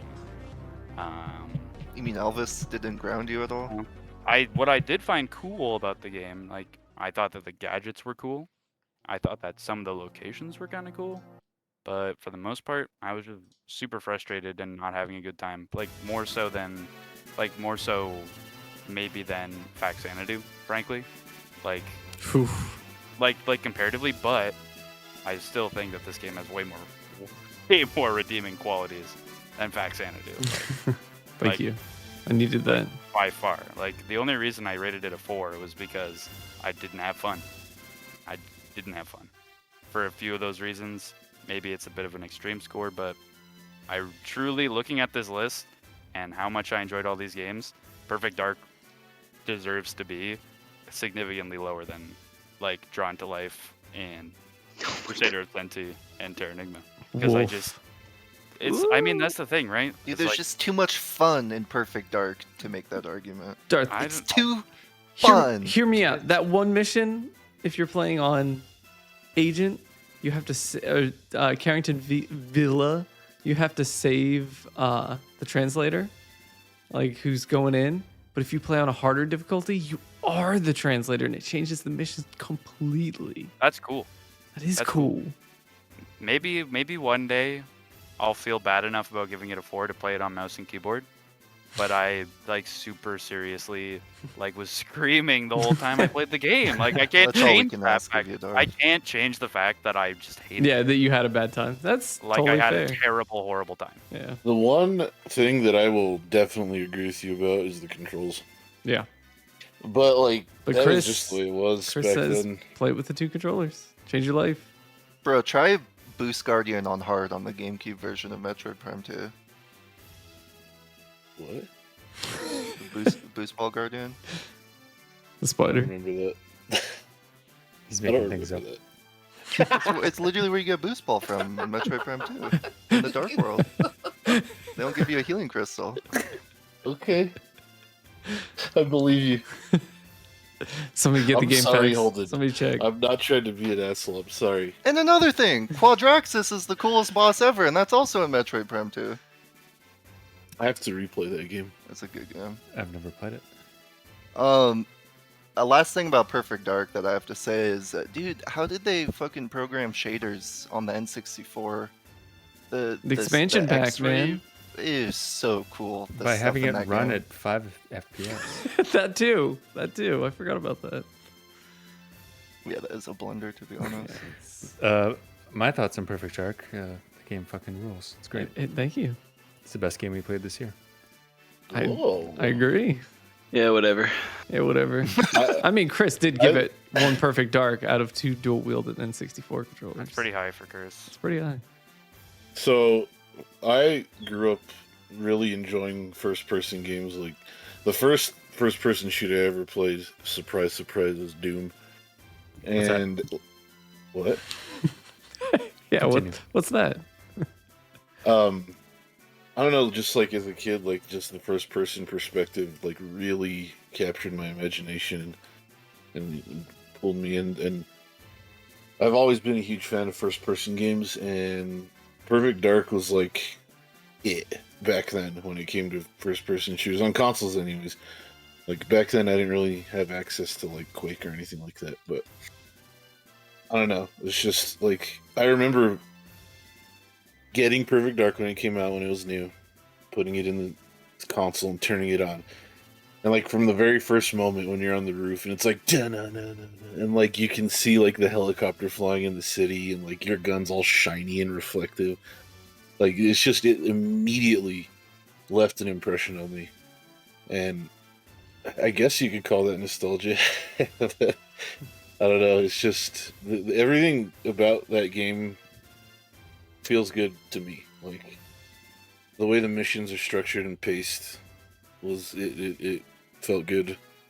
The guns themselves have they have good impact. They feel you're Shooting really, the Falcon when you have 2 of them. Oh, this is top the video way game. it sounds, the way it looks. And another thing too, in GoldenEye, when you would reload, your gun would just disappear off the bottom of the screen and then come back. The first time I reloaded in Perfect Dark, I fucking popped off, dude. And then they get better, reloading the alien guns, and you put your finger in the Yeah, gun. how did you Little know how to do orb that they so do. easily? Yeah, it's just, I don't know. I mean, for me, it really hit every note correctly. Well, not every note. The game's ugly as hell. Back then it was beautiful, but now it's just Dude, it's the downtown city level with the rain and the brick walls. Chicago. I thought that still looked really good. I know it looks like a sad old N64 game, but the art direction is really good. I agree. yes, It looks yeah, they fucking awesome. pulled off the atmosphere very well, given what they had to work with. And I mean, it was just almost like nothing we'd ever seen before at that time. We had GoldenEye, sure, but it took what GoldenEye. I was gonna say it's such a step up. Yeah, it took what GoldenEye started and just ran with it and improved upon everything. To me, this in first-person games, well, not all first-person games, in first-person shooters specifically, story really takes a backseat. I mean, Doom is one of my favorite games of all time. That game barely fucking has a story. And I will admit that the story in Perfect Dark, I take it, it's whatever, you know? I mean, you could replace it with any other story, and I'd probably like the game just as much. Like when you see Elvis, he could be like, "We gotta go to Arby's and order 10 sandwiches, or Honestly, Carrington is gonna Elvis die." And and I'd the be like, story "Yeah, not let's being go." super serious is what led me to actually be engaged with it rather than a generic like army whatever story.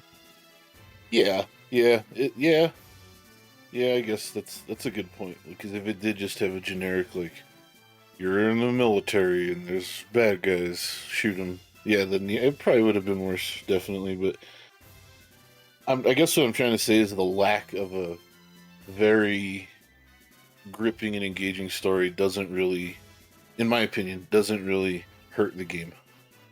Mm-hmm. And I mean, I love Perfect Dark. I've always loved it. I can play that game any day. And what did I rate it? Let's see here. 8.5. Yeah. Bump that shit up to 9. Nice. Dang. Oh, that's a pretty divisive game, actually, looking at our scores. Sorta. Sort of, kind of. Perfect Dark getting some redemption for Danny. It makes my heart and I understand Darth 4. Like I do get it. Like I could see just being lost in that game, making it just like taking every aspect that could be fun from that game and just throwing it in the trash, which I get. Like I'm not gonna malign his 4. I wish his experience was different, so it wasn't a 4. But I mean that was his experience. My experience with tactics is what it was, and it's like that. Sometimes that's how the dice roll. And we're really making some good progress here, you guys. It's like a group therapy session. Exactly. We're getting through it. We're going places. Like, I seem to remember the tactics thing being a real hot topic and at Perfect Dark, and now here we are fucking singing Kumbaya, holding hands. Don't worry, I'm gonna make fun of Darth as soon as this ends. Dude, can you believe that bitch gave it a 4?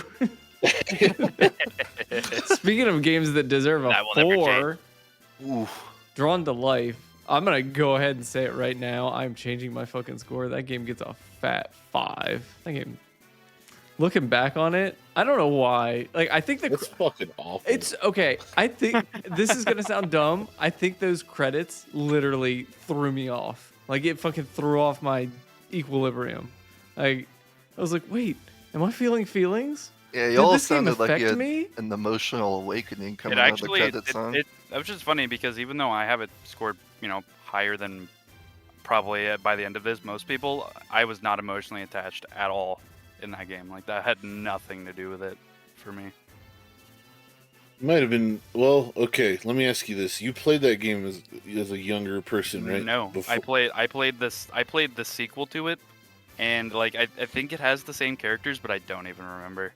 It was like not a game that I even played that much. It was just like, It sounded more traumatizing from what you were talking about. yeah, like I was a bit traumatized by the ending of the second game. I do Maybe remember that's that why part. you couldn't feel for the characters. Yeah, maybe, your 'cause I subconscious wouldn't allow you to get attached. Well, no, actually, it's entirely possible because I think I already discussed it. Like the whole thing is not even real. So Yeah. but Yeah, I mean, remember what you said. or with video the story. games, I guess. But I don't know. I think. I'm gonna keep mine 6.5. I just had a lot of fun. I made my fun with it. I made Yeah, you stupid, did. I I did like your appreciate it. mermaids. big titty character fucking drawings on everything. It's like just went complete degenerate, and I had a good laugh and moved on. Yeah, And that's what it's about sometimes. I can definitely see that, like, engaging with that aspect of the game, but I think, let me just say this real quick. I think the only reason that the ending got me the way it did is because of the way the art. Like, if the characters looked bad, I'd just be like, who the fuck cares? Like, man, that's bad for me to say. Like, it's like, ugly, I don't care about ugly people. Like, no, that's not what I mean. Okay? Forget them. Not worth worrying about. It's a game, first of all. They're not real. Second of all, the characters are undeniably cute, right? Yes. They were rabbits, yeah. Yeah. And like their animations and the noises they made, you're like, "Aw, I want to give them a treat. Here's a biscuit." Anyways, the game itself, like the actual like platforming part, was, my God, Yeah. like so Is it- fucking bad. As bare bones as it could have been. Yeah, and like not just bare bones, but like bare bones done poorly. Yeah. Like just so many things they did wrong with like the enemies like appearing at the edge of the screen too quickly, like just being too zoomed in, the levels being labyrinthian, like it's just it wasn't good. And you guys are all talking about how you were drawing like tits and butts and I think that was just and all me. that. I think that was just Dorf. I got to a certain point of the game where they were asking me to draw shit, and I was literally just drawing a fucking square. Paint bucket What- time. Yep. I just wanted to get it out of the way. Like, neck, let's move on. I gotta beat this shit. Like, I mean, I got that's- book club, man. That's the book club special though, isn't it? It really is. Well, Gotta the play thing this is, stupid ass game. there's obviously there's like a sense of you have to. I don't know how to word this properly, but like there's a deadline, right? But that doesn't necessarily have to be bad. Like with certain games, it's like the deadline is like amplified because like it's not only do you have to do it in a certain amount of time, but the time you are spending to do it is a bad time. So that kind of like doubles down, on that aspect of this whole thing. But the only reason I had any fun in that game was because my character looked funny, and him running around and doing shit was funny. And like every now and then I'd giggle at something that happened. I mean, your guy did make the thumbnail because he cracked me up so hard. He was a Him on the fucking beach. abomination. The thumb, man. Yeah, he was like he was an unholy abomination. It's hilarious helping the little rabbit people.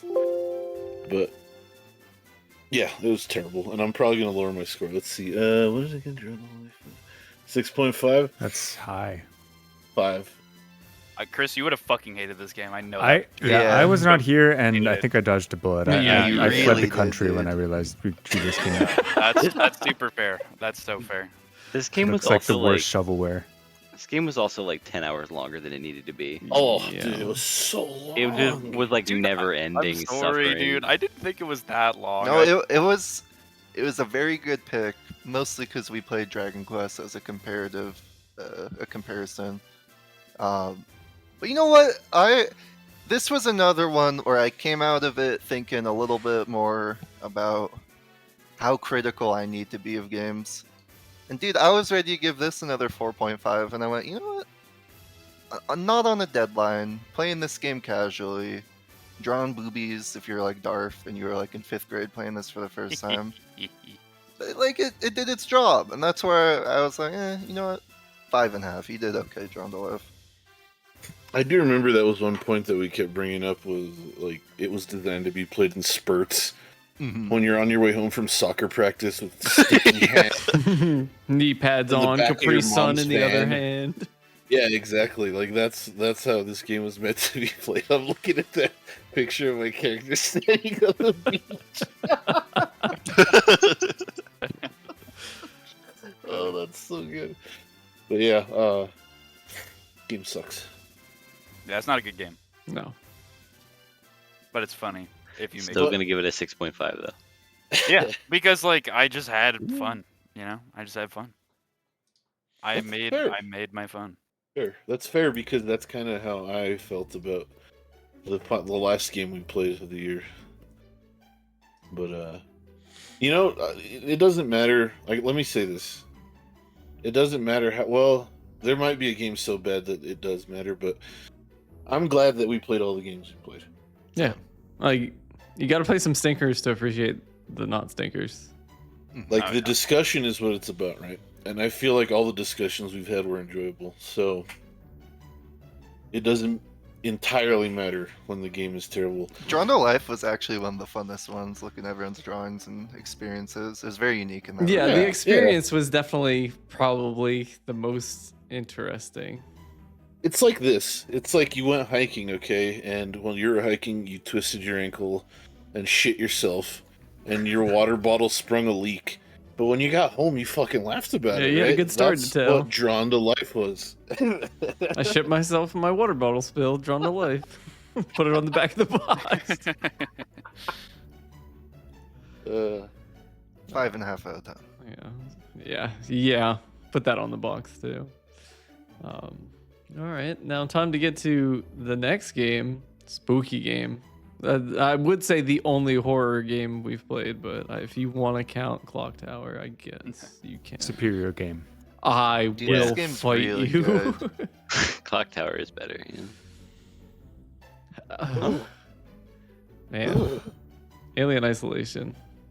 Also, everyone who's gonna appreciate Alien Isolation 2, you're welcome. You're welcome. You're welcome. We did that. We can directly cause that to happen. So, but yeah, it's like, so this is the first game that I think it's interesting because it's like there's outside media. Like it's from Alien. It's from a series of movies.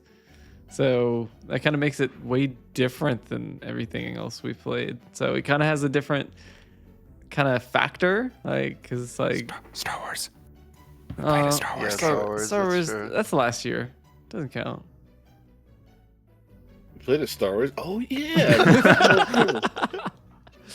But anyways, yes. Also, along with KOTOR, thank you, Chris, or whoever was whispering in my ear from production.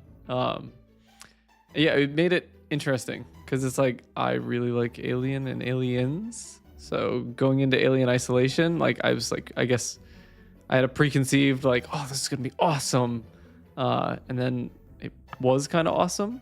Like the game scratched the itches of why I liked Alien and Aliens, and I still gotta watch that Alien 3 director's cut, but I don't know. Jury's still out.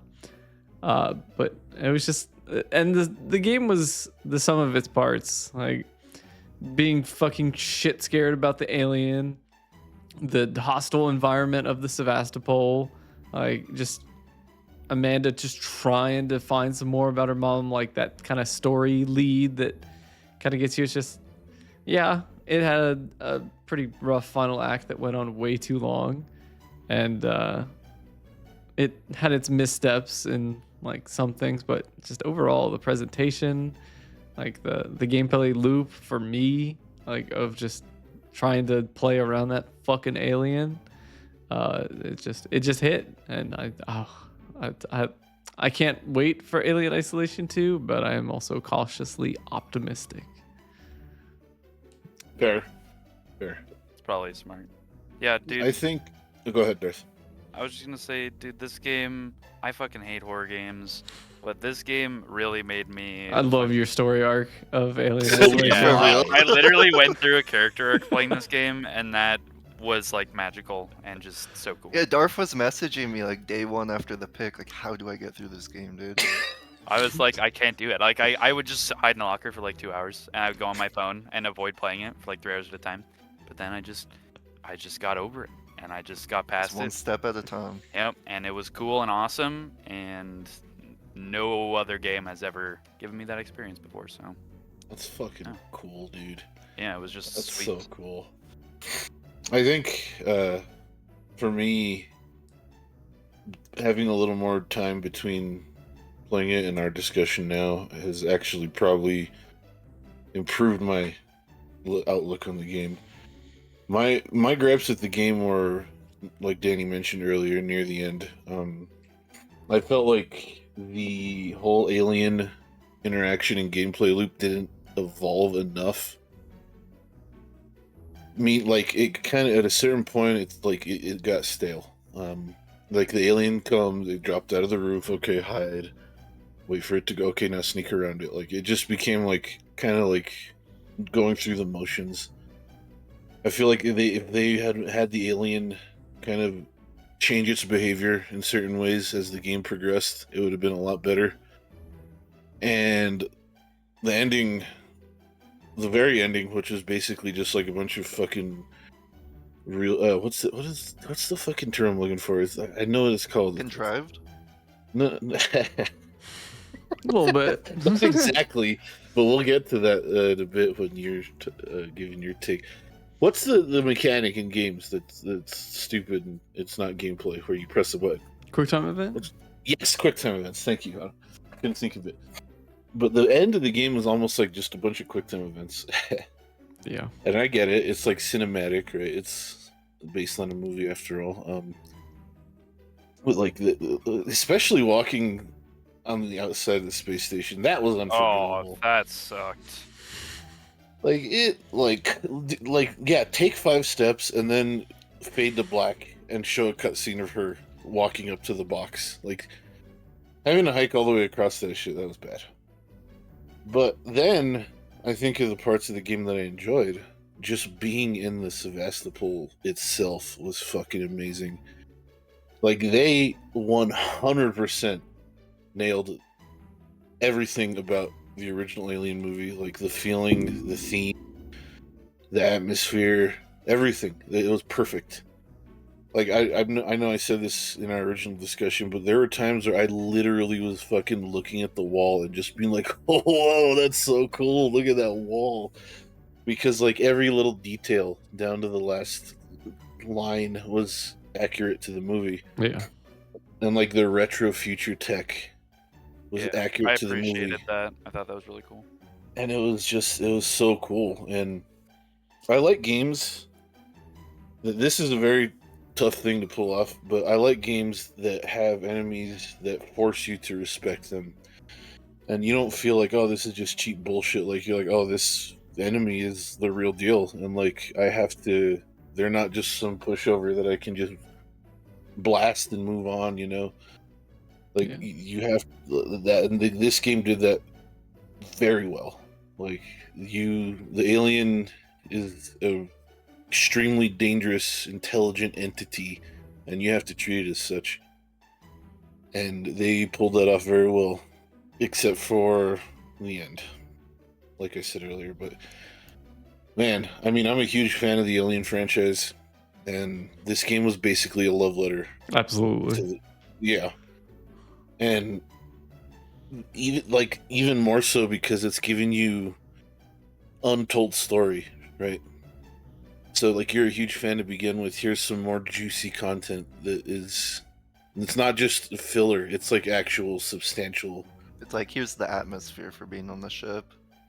Yeah, like you learn about things that questions that you've had for many years because you've seen the movie a million times, right? Things that you've wondered about, like what did it look like a detailed view on the inside of the crashed alien ship with the eggs, like the part where you walk around on the inside, dude. When I got to that part and you're walking around on the surface of LV-426 and you find that ship and you go into it, bro, The sense of scale is so good. Yeah. I was just so excited and popping off and just losing my shit. And Even I'm unfamiliar gonna with adjust the my movies, score. Even unfamiliar with the movies, I found that part really cool. So Yeah, it's just so good, so good. I'm gonna give it an 8.5. Can't give it a 9 because of some of the aspects I didn't find enjoyable, but it definitely deserves an 8.5 in my opinion. I feel like Chris felt withdrawn to life, but with this game, I think I would have just hated it because of the 2 hours I played of it beyond the tutorial were just pretty solidly negative, unfun. Didn't really enjoy it. it takes a little bit, dude. Like the human part at the start fucking sucks. I mean, that was the wall I stopped at. It, as opposed to meeting the challenge or encountering that encounter and its challenge and trying to feel like, oh, what can I do to solve this? And having some sort of like good resolution to that, I spent like an hour trying different things, dying repeatedly, and just was like, look, I got more important stuff in my life I need to be doing right now than trying to play this. Like, because I know I talked to various people about this, but like I tried to play it like when I could wear headphones and in the dark, which I don't really have a whole lot of time for these days, just with my schedule and my life. I just don't have that kind of time dedicated alone in the room where my computer is, right? So that like precious little slice of time and just losing an hour plus to that encounter, trying various different things and not getting any kind of like positive feedback from the game, like, hey, try this, or like, I'm not talking overtly. I'm talking like subtly. Game #game design, right? It just was. I think it's just not for me. So I'm glad I didn't play it. I would have hated it. Yeah, I definitely will acknowledge that that game is not for everybody. And I hate saying that sometimes because it can sound condescending, but that's definitely not how I mean it to sound. To me, like, games that put you in a situation and they're like, here's where you are and here's the elements around you, go. Like, when a game pulls that off well, it's like the best thing ever, honestly. Like, I can compare, like, the original Zelda did that very well. Like, there's no frills, there's no pomp and circumstance. It's like, you're in a room, here's some guys, this is what they do, this is what you can do. Good luck. I think there's merit to that. But I totally understand, like, what you said, like, your situation and not wanting to have to bang your head against the wall to try and figure this out and losing so much time and not really seeing any progress. I get it. And it's a valid response to that type of game design. That game can just a lot of parts are just literally a struggle. And it's just like, it's kind of, even though it is meant to be that, it's just like sometimes that's not what you want to be doing. So yeah. So, because games are supposed to be like a recreational stress relief, like, escape, right? But this game's it's not stress relief. Yeah, It's the opposite. Is not. It is the opposite. Fucking It's right there. recreational stress.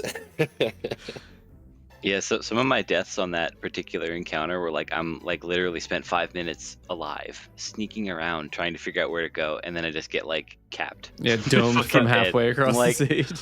Fucking Who? terrible section. It's like the Where? game literally lost a 0.5 for me because of that section. Like, Yeah, like what happened to me? What? Which part are you talking about specifically? Before Where you get you- the security tuner, like when there's just a bunch of humans. Oh, yeah, the it's big three open people. room. Yeah, it's bad. That And part's it- just straight up poorly designed. And it's also extra shitty because it makes you watch the stupid fucking cutscene every time. Yeah, that part's not very Yeah. good. I think I kind of got lucky, honestly, during that Mr. part. Magooed that too. Yeah, like, I was... So what happened was I got the tuner, and they came in the room, and I was like, oh, fuck, and I hid on the side of the stairwell, like, right immediately to the left of the door. And I went up the stairs, and one of the enemies literally was staring directly at me, and I just walked past him. I was like, okay. Moving on. Just did not react to me whatsoever.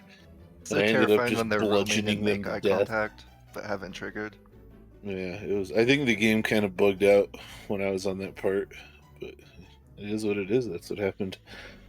It's like when a mob spawns in front of you in WoW, but it doesn't register for like 5 seconds. Yeah, you're like, let me Yeah. get go out of away. here. Yeah. I took that one. I took that W. We take those. Chris, you had kind of a not great experience with this game too, right? Yeah, not far off from what Colin's experience was. I played about a third and then just, I don't know, I flushed it. Fuck it. I did not, and it's one of those games that I think it's, for the most part, well designed, and I get it. I completely get it. I just don't want to play it. It's Yeah. boring. Yeah, like Super was saying, like it's not the typical like video game type. So it's just like if that's not what you want to be doing, like this game is gonna be like it deserves a flush, pretty much. Yeah. Yeah, I agree. I agree with that. I had originally given this game an 8 and a subjective 9. I'm not changing that, but I think one of the things, thinking back on it, that's so fascinating personally is that I'm a nerd and I always track how many hours I'm playing each game. And I was playing this game because I got it for free through Epic and didn't know how to track my hours or wasn't interested enough to check. And we were talking, I was like, I think my playthrough was like 12 hours. And you guys were like, hold up, 12 hours? I was like, yeah, like I kind of took my time. But I look back and I'd actually played over 20 hours in my playthrough, and it felt really short despite what I was getting at earlier, that the end game pacing felt a little contrived and ridiculous. But even despite that, the game just had so many good, straight up horror game moments, while keeping the pacing fresh from a gameplay standpoint. And I think that's pretty amazing because I usually have a really good grasp of time spent in the game, and I was just very immersed playing it. So, fun game, good game. Yeah, immersion is a very good word to describe this game. Like, I found myself like I'd forget my surroundings at certain points, just like exploring the Sevastopol. And I do remember for this game more so than any of the other games we've played, I found myself like looking forward to coming home and playing it. Like, don't get me wrong, a lot like the games that I enjoyed, yeah, like obviously I was like, yeah, I can't wait to play some more of this, but like I'd be at work sitting there thinking about this game. And just like, oh, I want to get back and try this and go here and do this, and what was over here, like I want to look at this, like How do I go back with the ion torch to that damn door? Yeah. I was haunting you the whole playthrough. Yeah, and it's cool too because if you are extra thorough and you take the time to explore, there's a lot of bonus lore Yeah, there's that ties juicy directly content. into the first movie. And like they got the actors from the first movie too. Well, most of them, I think. I think some of them were no longer living, but it's just. I will admit that being a huge fan of the franchise definitely affects the way I look at this game, but it's weird. I think this is my favorite game we played this year, but it didn't get the highest score.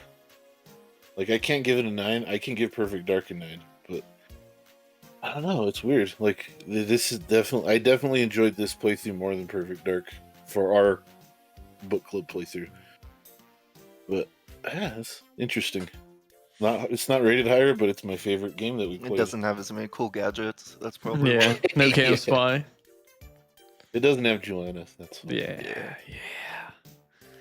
All right. But well, it has Amanda though. She's It pretty does. cool too. Let's. Oh yeah, Chris. Like you summed up with your flush of the game, you did give it one Bill Paxton game over, man, followed by the sound of a toilet flushing, which checks out with playthrough. Very apt. It does add up, yeah. And now rounding it out, the most recent game, the last game of the year. I don't remember this game. Music coming straight from it. Dragon Quest Heroes Rocket Slime. And Woo! looking at this, like when I look at my score, I'm like, man, I'm a fucking hater. Like, it's like everybody had their fun. I'm like, he's 6. But like I said, like with my revision of Drawn to Life, realizing that game was legitimately like booty cheeks, I have come back to kind of think of, like, I guess I did have like fun. I did have the F word with Rocket Slime because there was fun to be had. Where I would say Drawn to Life, and so I'm actually gonna bump up Rocket Slime to 7 because I liked it. I definitely did. I did like it, so it deserves better than a 6. And I don't know, like. So with a little bit of tweaking, like I feel like it could have been like an 8.5 for me. Like there was just stuff that I liked, but I didn't like doing it. Like it just didn't. Yeah, there needed to be more to it, but it was a good game. Like it was overall like it was a pleasure to play, look at, listen to, and like I liked what it did. It just didn't. It just wasn't something I really wanted to play that much, but overall, good game. You just weren't charmed by its whimsy. Yeah, the whimsy was really bringing it down. Dude, it has 100 slimes worth of whimsy. I did. I mean, That's on the back of the box. it did have Goonin ninjas, so that's pretty And the good. Goonin hole. The You Goonin literally go spy down hole. the Goonin spy hole, yeah. Yeah. And then into the Can't Goonin argue that. Shinobi wall. What? Moving on. I tempered my score a little bit on this to 7.5. Was it originally an 8? Yeah. And why the change? I think it's just I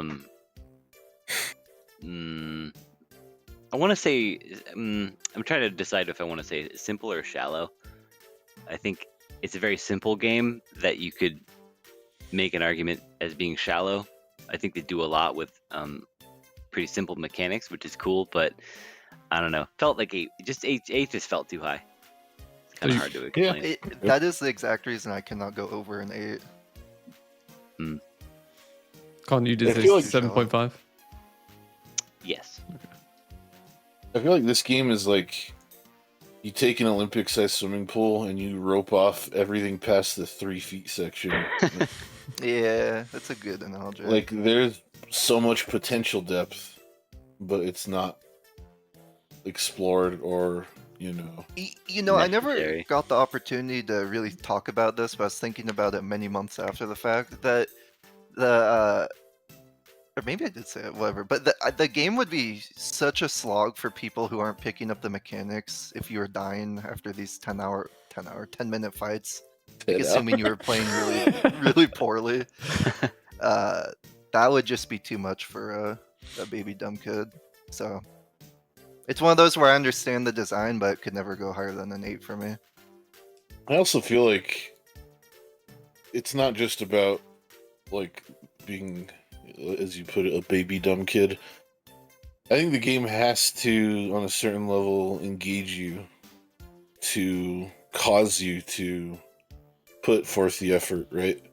Mm-hmm. And if it doesn't grab you or interest you on that level, then that's on the game, I think. Yeah.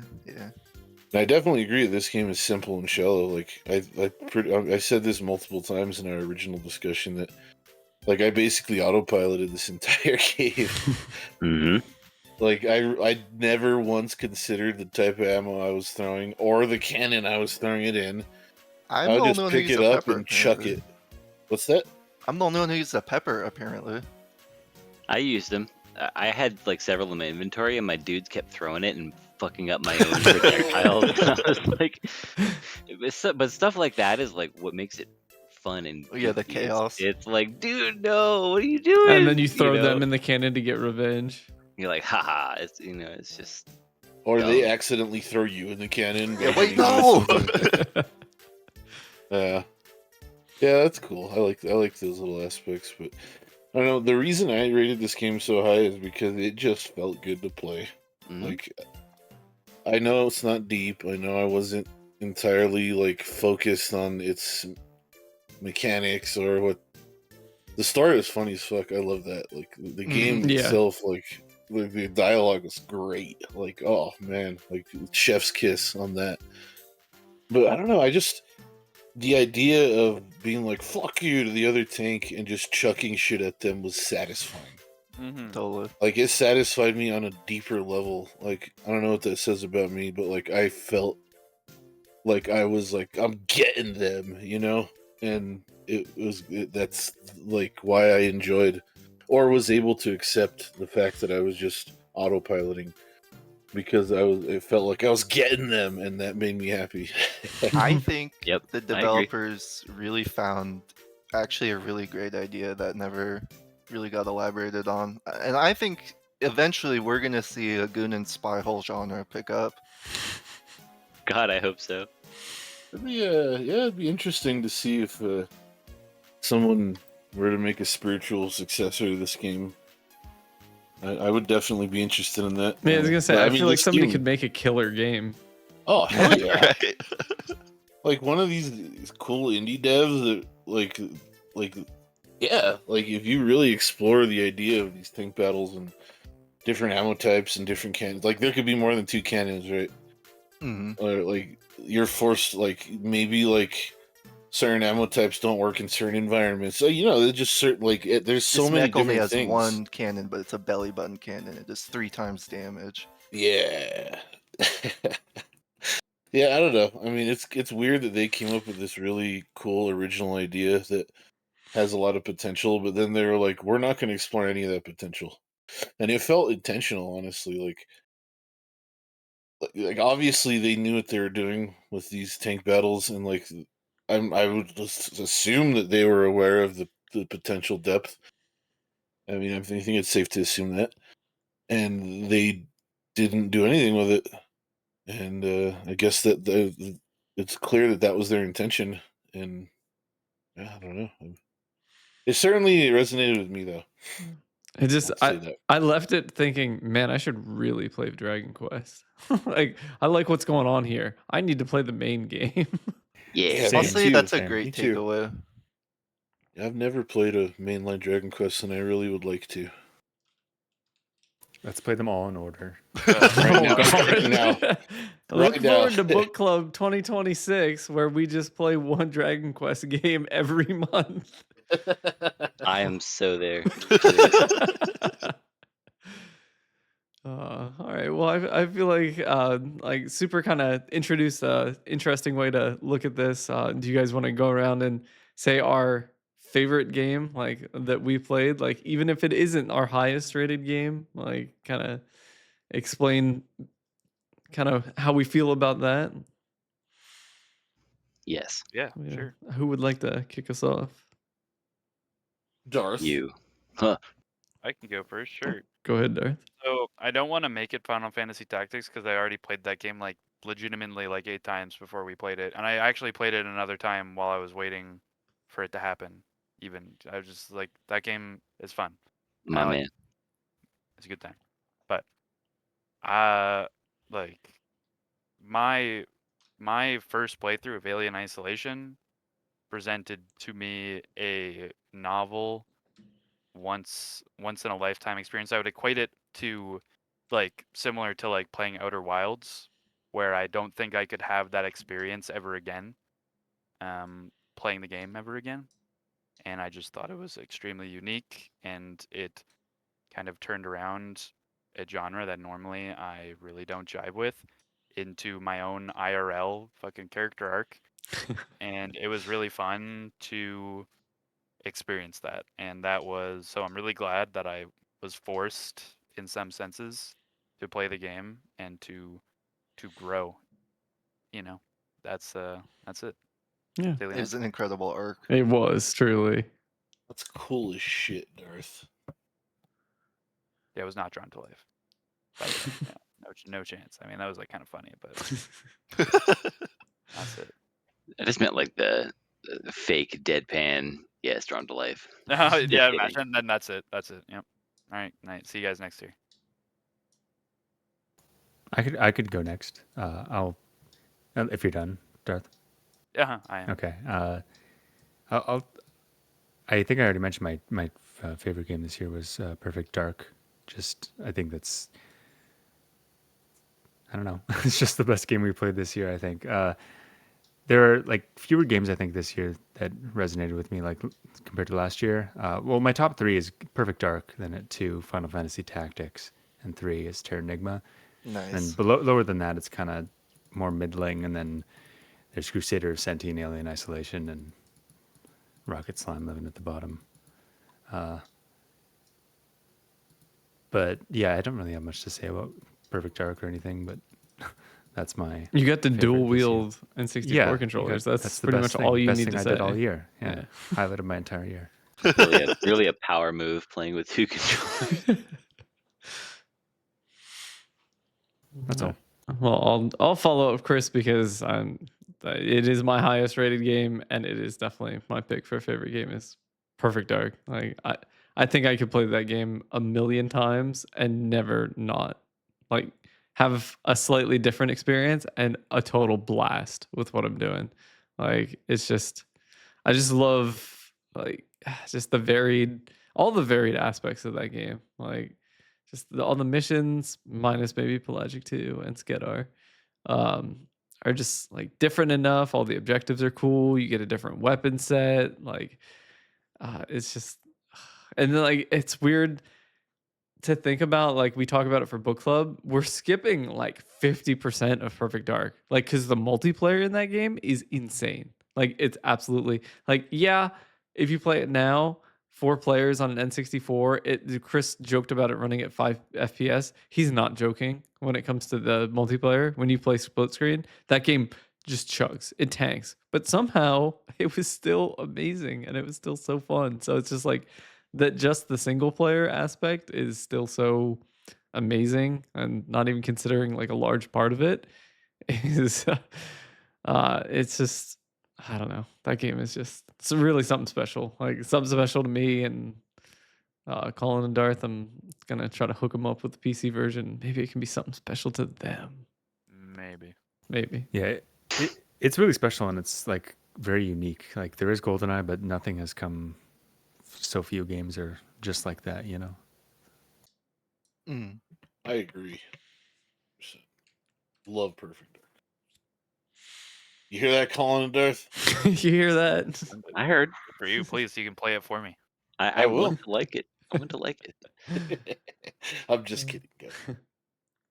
I think it would have helped me if I'd had a map. I've been playing some other games recently that don't have maps, and I think I'm disabled. I really do. Like my short-term memory just doesn't fucking work with things like that. I'm like, where was I? Uh-oh, you know. So maybe I need a map mod too. Okay, I'll work on it. I'll make it happen. Just drawing. I could. Yeah, I get tried craft that. paper, like I Wizard tried Bay. that in Metaphor, and it went very poorly. Is there no map in that game? There is, but there is one room where I needed it. Technically, we I know can't you're talk about You it guys are so goofy. yeah. because I it's know what you're it's a talking book about. club game. Going through mine real quick. Mhm. I thought Alien Isolation was phenomenal, top contender. Metroid Zero Mission. If I had to pick a game to go back to have fun with, that's my game. I could replay a million times and just enjoy.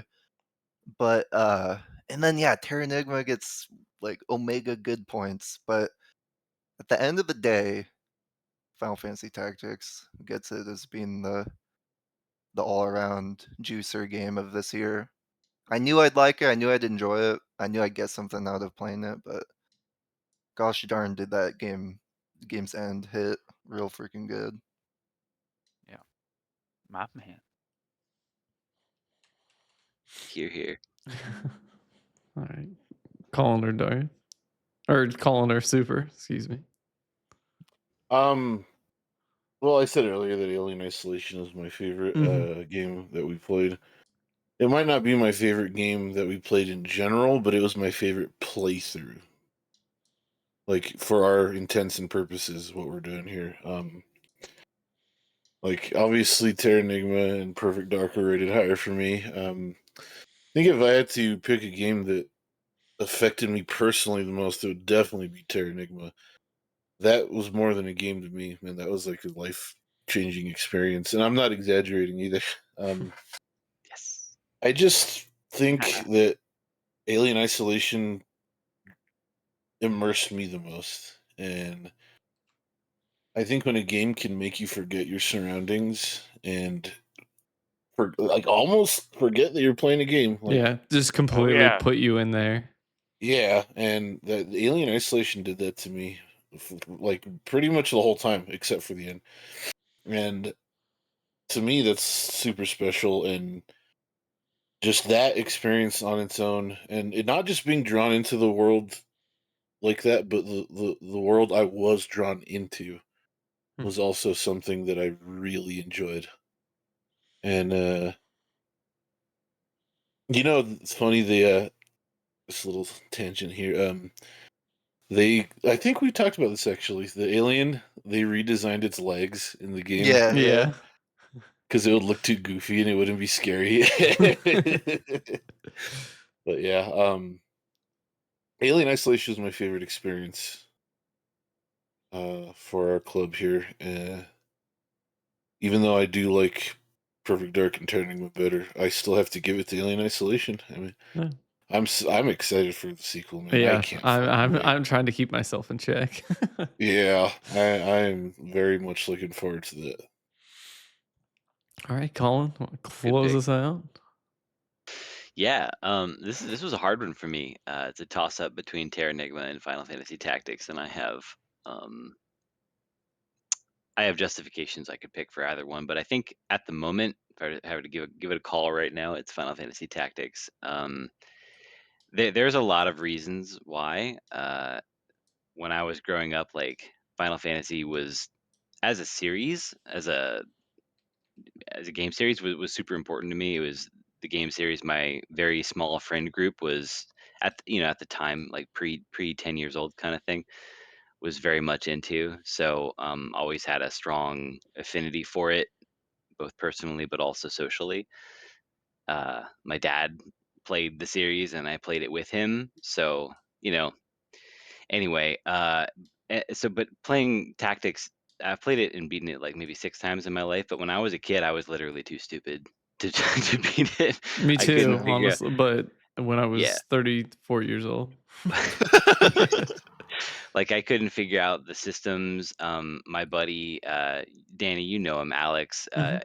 I we were both playing it at the same time, and he was like, how's it been going, like whatever. And I told him I beat it and I didn't, and I had used a game shark, like I said, to kind of like try to cheat my way through it, and I still couldn't do it. And he's like, well, how'd you beat it, how'd you do this mission? And I had no idea what he was talking about, so like I had to just make some shit up. So coming back to it as an adult who's like not a chimp and understanding the systems well enough to actually like get good at the game and beat it, but also like appreciate its plot and the intrigue involved in there. It's just great. It's one of my favorite games. I really enjoyed playing through it. I enjoyed trying to push back, maybe not so gently sometimes with you, Danny, in how you were reacting to it. I Yeah. enjoyed discussing mechanics with you in our DMs, like trying to figure out how the fuck certain Yeah, like things work. literally just like figuring this shit out. Right. So like just generally speaking, I got to give it to Tactics for this year. That's good. That's Ooh. speaking of giving things to tactics. Like that's like we do this to kind of go over and mull over our scores and make some changes. So like we were talking about at the beginning, tactics was the leader in the score, but Not it anymore. it has since been usurped, which I think is really fitting because none of us picked it as our favorite, but as overall, Terranigma takes the highest score with a 8.5 average, which I feel like it absolutely deserves like an average like that. Darth's unfortunate like struggles make it sound like it was his fault, but like It wasn't just the level of I just really didn't enjoy yeah. the gameplay. Dude, I had high friction too, for the record. Yeah. Yeah, and then just what makes it extra interesting now that Terranigma has sniped the top spot is second place is now a tie hmm with Final Fantasy Tactics and Alien Isolation. And I feel like if you do go back and to us talk about the games, like that absolutely checks out. Yeah. And so I like looking at the revised scores and everything. Let me see. I will bring that up for the folks at home. Um, it all really like I feel like our new revised list definitely kind of fits. I'm not gonna say the original one didn't fit well, but like this seems like like here it is. This is the final draft. Yeah, I think when you allow some time to pass, you can look at it a little more objectively, I guess you could say. Like, because in the moment, like when the experience is fresh, you're either riding the high or you're pissed still, you know? Right in the piss. Yeah, riding the piss. Riding the pissed. Let's see.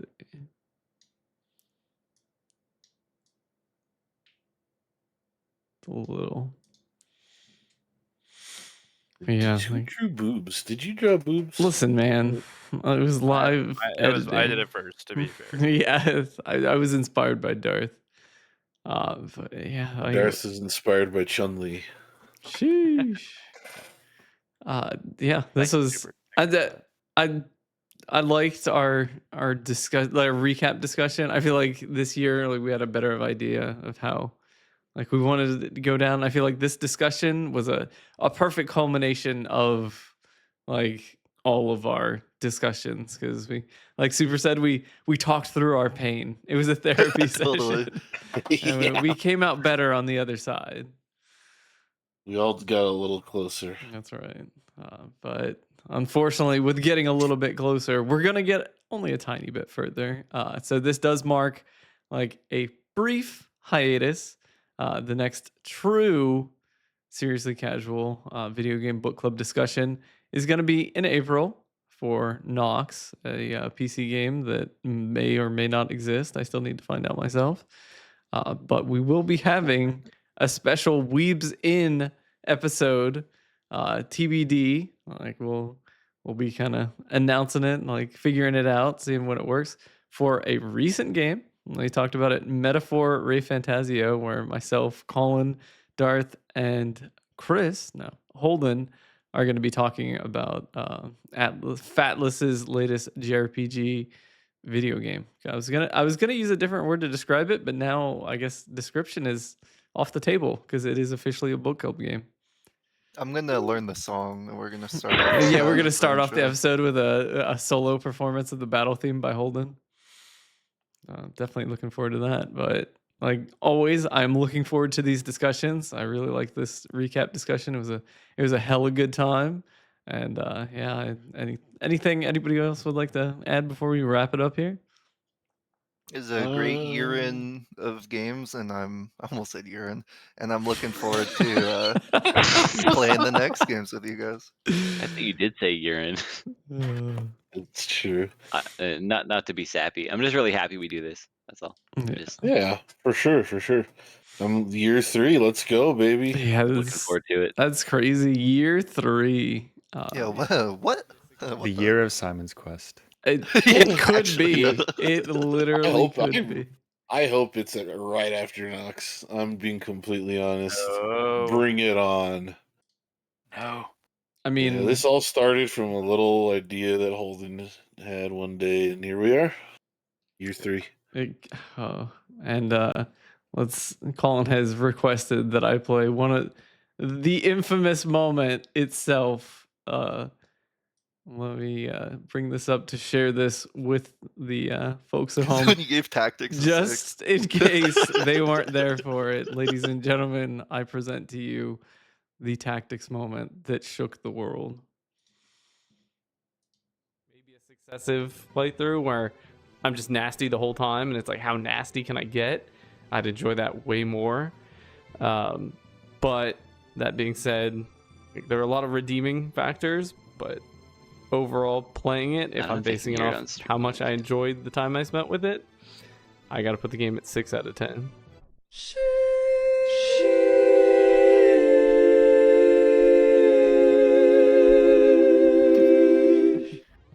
Oh, fuck. I know where you live, dude. Do you have an I objective know where for you that? live, dude. Come on. That's fucked up. That's fucked up. Oh man, what a good time. Remember all the good times of Video Game Book Club. That and is really funny. Holy shit. how many more there are to come. But until then, Super Darth, Holden, Chris, thanks for joining me. Everybody in the studio audience, the folks at home, thanks for being here with us. Look forward to more, and I can't thank you guys enough for doing this with me and being here with us. Absolutely. Let's go. Until next Year time. 3. Yes, sir. All right, I'll catch all you guys later. Thanks for joining, everybody. Okay, Bye, bye. guys. Bye.